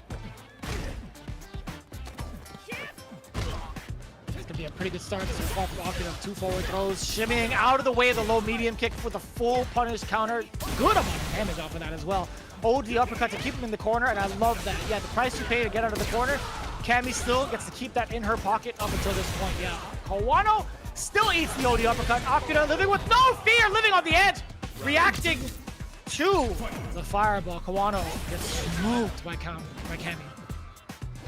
They can react to the OD dive kick though. Sorry, Hooligan. There's the dive kick. Did not react to that. I lied. Here has a call in the corner once again. Burns himself out. Didn't get the perfect knuckle combo, but there's an area right there. Akira puts it right back down to the ground. Finds a shimmy. The finesse it blast. Sneaks in the impact to go up some far in the sequence and make it a wrap. He's gonna put him in the yellow and hit the level 3 expeditiously. Let's get Grizzly. Yeah.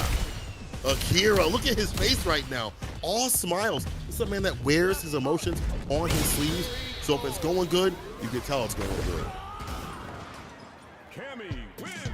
No doubt, 2-1 against Kawano. Just another match for him to dissect, right? Little by little, you're starting to see Akira switch gears, no Luffy. This guy is looking to kind of change up and outpace Kawano in a sense where he doesn't get to download him quickly, right? And I love that. Yeah, going for the counter poke strategy, Kawano gets blown up for it with the OD dive kick. I think that's one of the main components that Cammy gets to really abuse, right? Being able to stop the big counter poke play a lot of the time, especially with dive kicks, especially when there's punish counter on the table. 100%. You see Kawano adjusting, walking back, never being in the same space that he was, previously. Always adjusting it, making it a bit more ambiguous where he's standing. So the dive kick do not be landing. Has slowed things down too as well on the side of Kawano. Try rush in, the stand medium kick, poking him. Oh. Snowball DP, not even OD actually.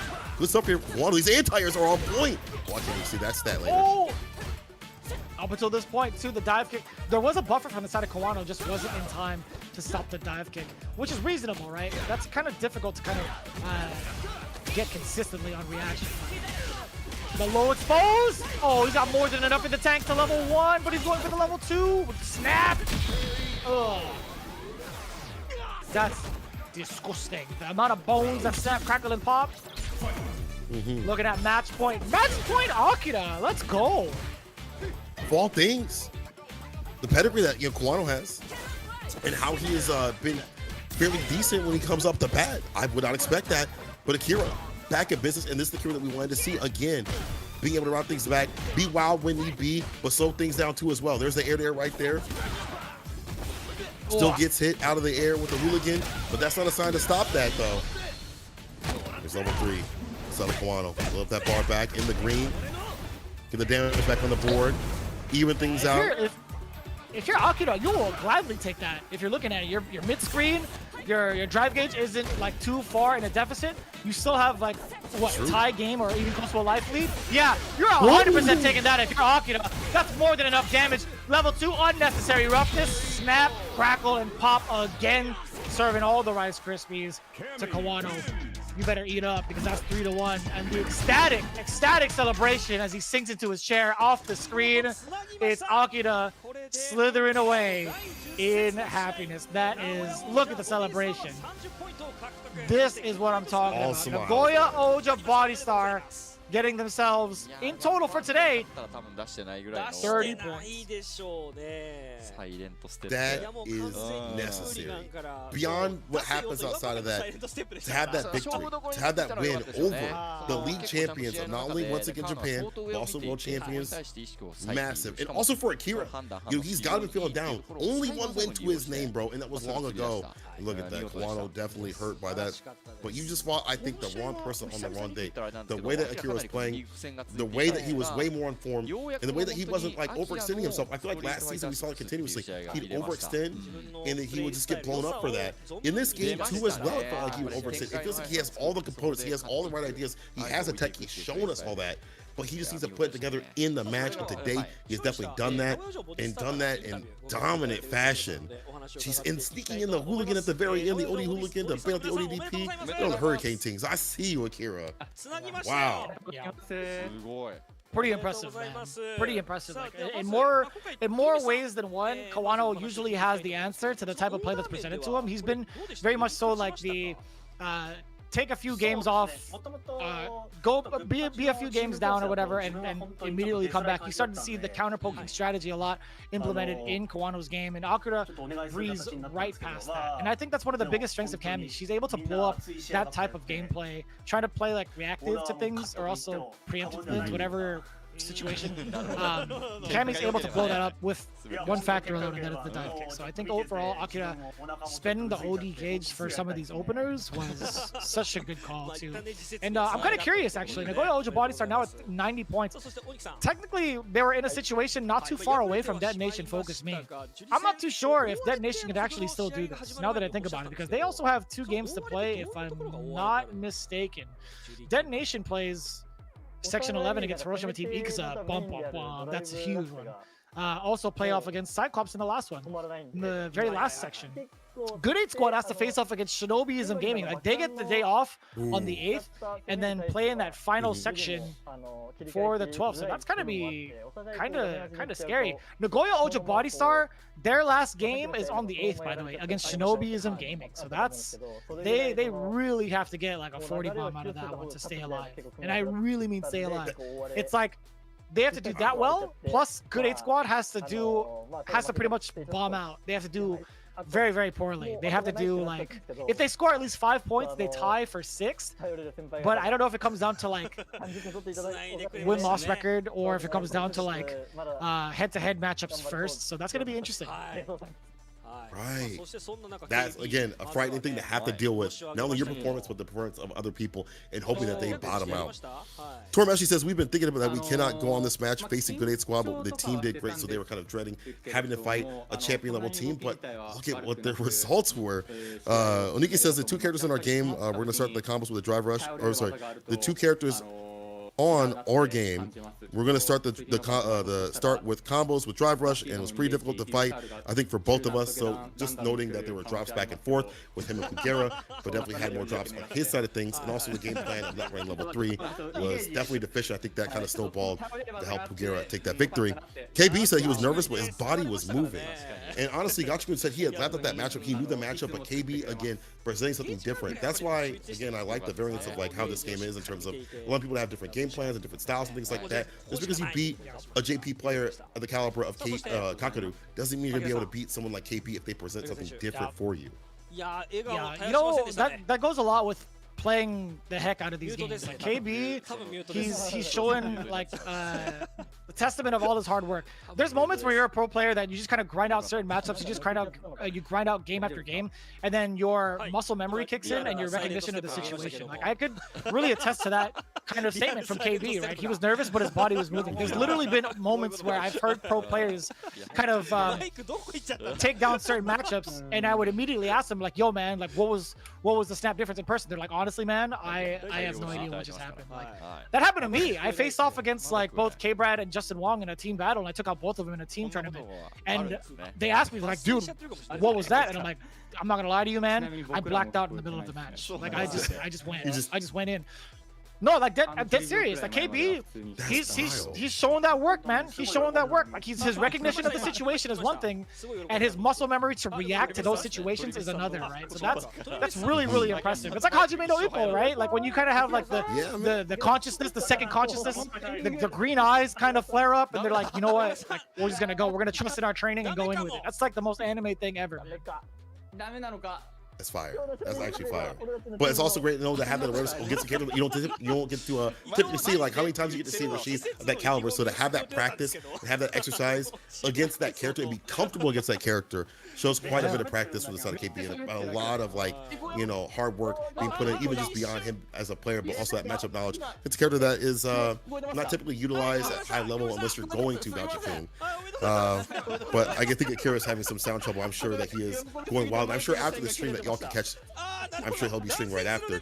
He is going to be very emotional because this is a big win for him. And again, we talked about he wears his heart on his sleeve for better, for worse, but now I think it's for better. Puts his emotion in check, and I mean, you can see how happy and elated that he is. I mean, he fell out of his chair and went into the void itself when he got that victory. He was so happy he cut off the mic cord.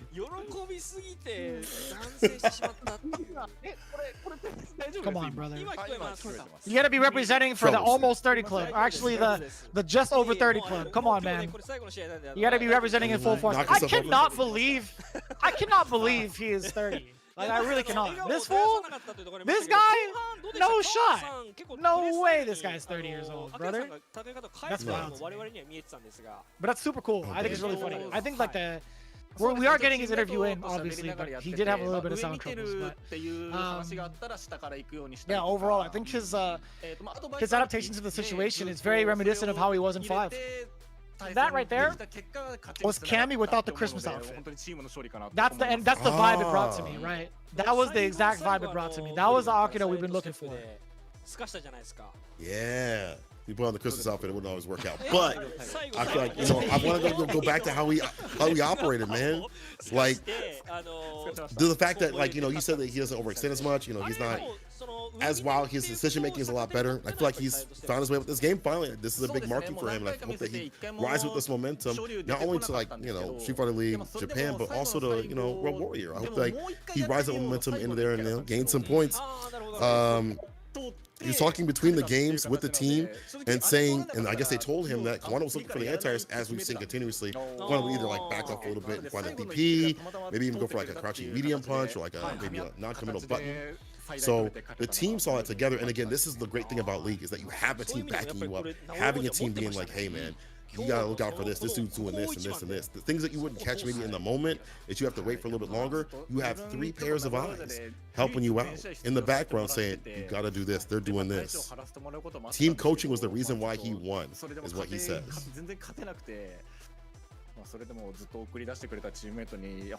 That's wild to hear. That really is wild to hear, man. It's super important to have that kind of team synergy, and also just like you talked about it, right? 3 separate pairs of eyes to give you different perspectives as to what's pretty much going on. So,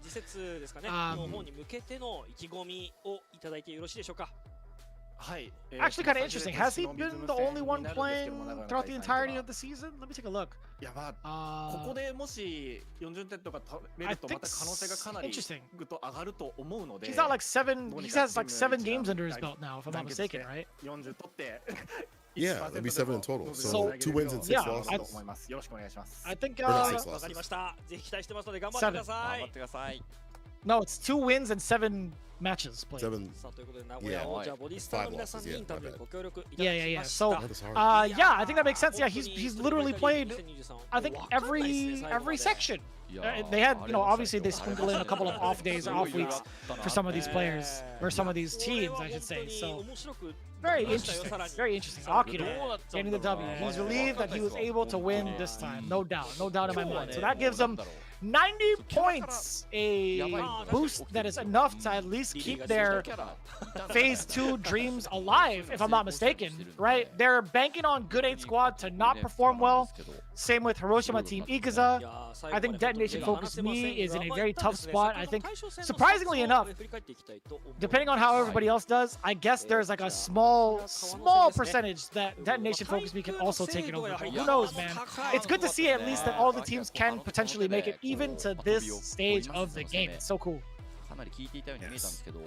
What's also cool is the anti-airs on the side of Kawano. Gotta give him a lot of credit. 9 out of 13 anti-airs on the side against the Scammy Cam. We disallowing the aerial approach continuously, but that's why I feel like maybe the ground approach came into play even more so, and then we started seeing more of that sprinkling of the dive kicks, be a little bit more ambiguous and more air to airs from the side of Akira. I mean, he had 4 out of 4 in perfect anti-airs, so he did not allow the Luke to jump in, get that win at all. 2 out of 3 drive impacts and a lot of throws coming through from the side of Akira, leading the health of Kawano. That's for the Scammy Cammy gameplay. Strike throw, do not want to get opened up, let her continue that pressure over and over again. But overall, I just gotta say, dominant play just in general and back in form. Things like wake up TK dive kick are what we know him for, to like blow up throws and things like that, to get things back in his hand and momentum. But that neutral play, walking your opponent down, not overextending with these ODDPs continuously and things like that. We did see a bad bust out, but no more after that. That's the Akira that is on form that we need to see throughout this league if they are able to continue. 30-10 against Good 8 Squad, leading the pack. There's been blowout after blowout, and honestly, upset after upset. If you look at the pedigree or the stats of these teams, all the way through, every single match today has been, I could not call. The script is rewritten. There's whiteout all over the thing. We've been writing things in. It's, I want to say random, but hard to call. 40 bombs, 240 bombs, I should say. And at the end, Oja body start taking at the end. Could not have called this at all.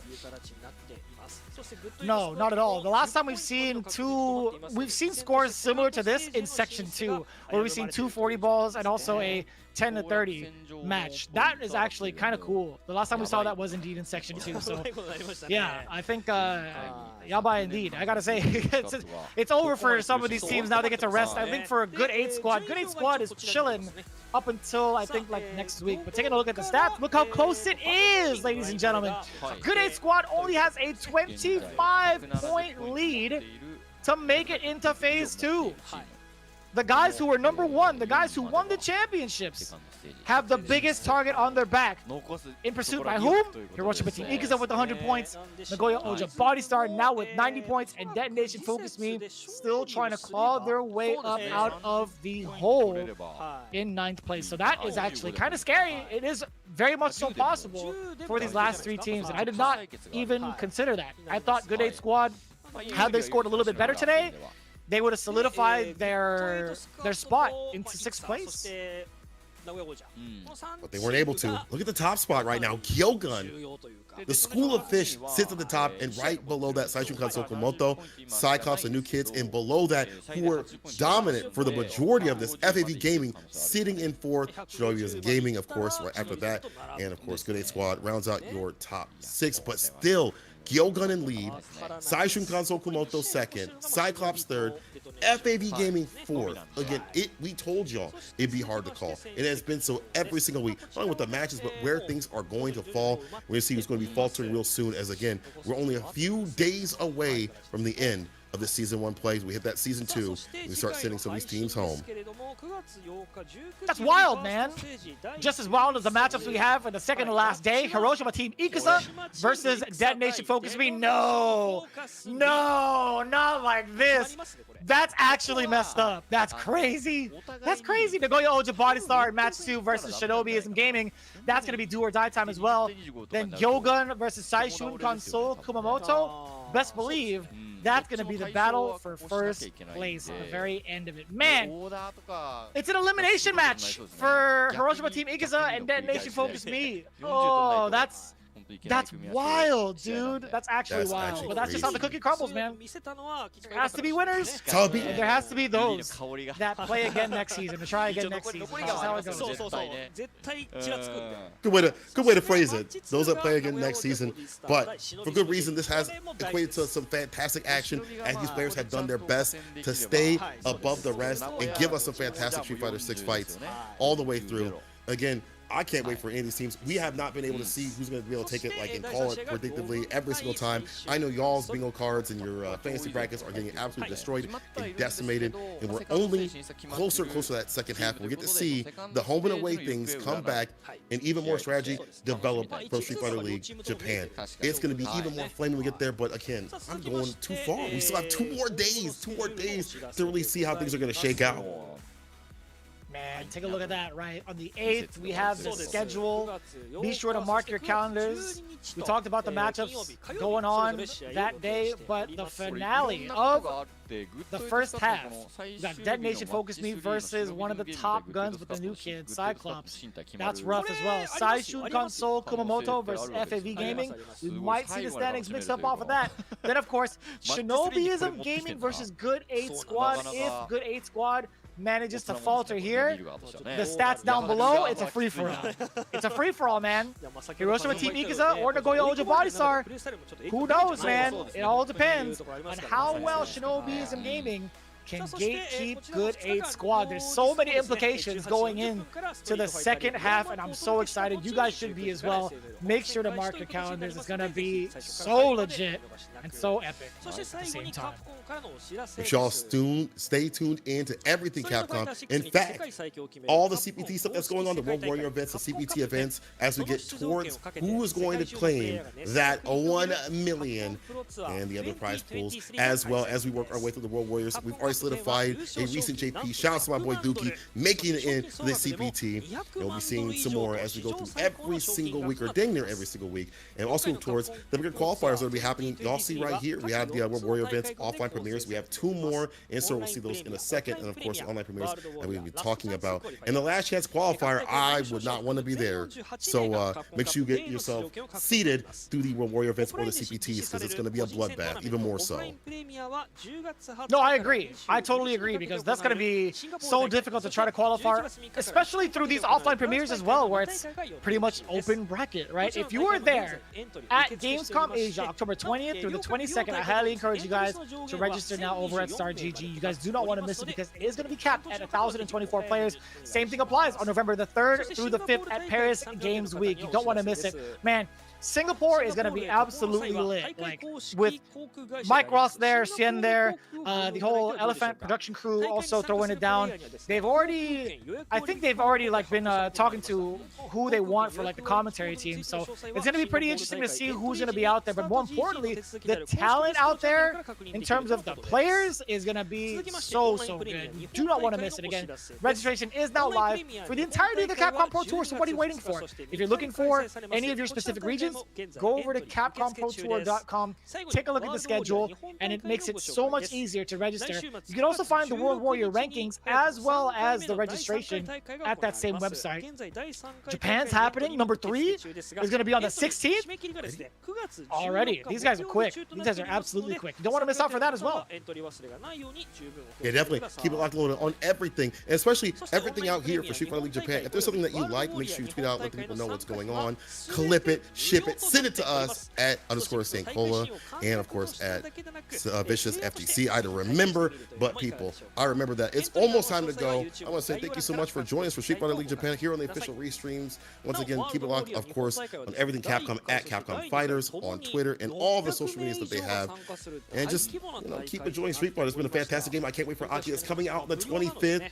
Make sure y'all also download that character and show me why she's sick. I can't wait to see what Mono does, and I can't wait to not fight that character. I'll be real. I'm kind of scared. I think we'll be just fine. In the meantime, keep staying tuned in. We'll see you for the next one. Be good, be safe, take care. Peace. で番組の最後にはですね、ワールドウォリアーのエントリー方法の説明動画っていうのが作られているので、そちらを流させていただきますので、エントリーご検討中の方はそちらの動画をご覧いただくとより分かりやすいかと思います。よろしくお願いします。さあそれでは本日のストリートファイターリーグプロ JP2023、本日はファーストステージ第10節の3試合をお届けいたしました。実況は私フリーダ、そして解説は羽子さんでお送りいたしました。羽子さんお疲れ様でした。ありがとうございました。はい。また次節。はい。皆さん次回の配信でお会いしましょう。さよなら。さよなら。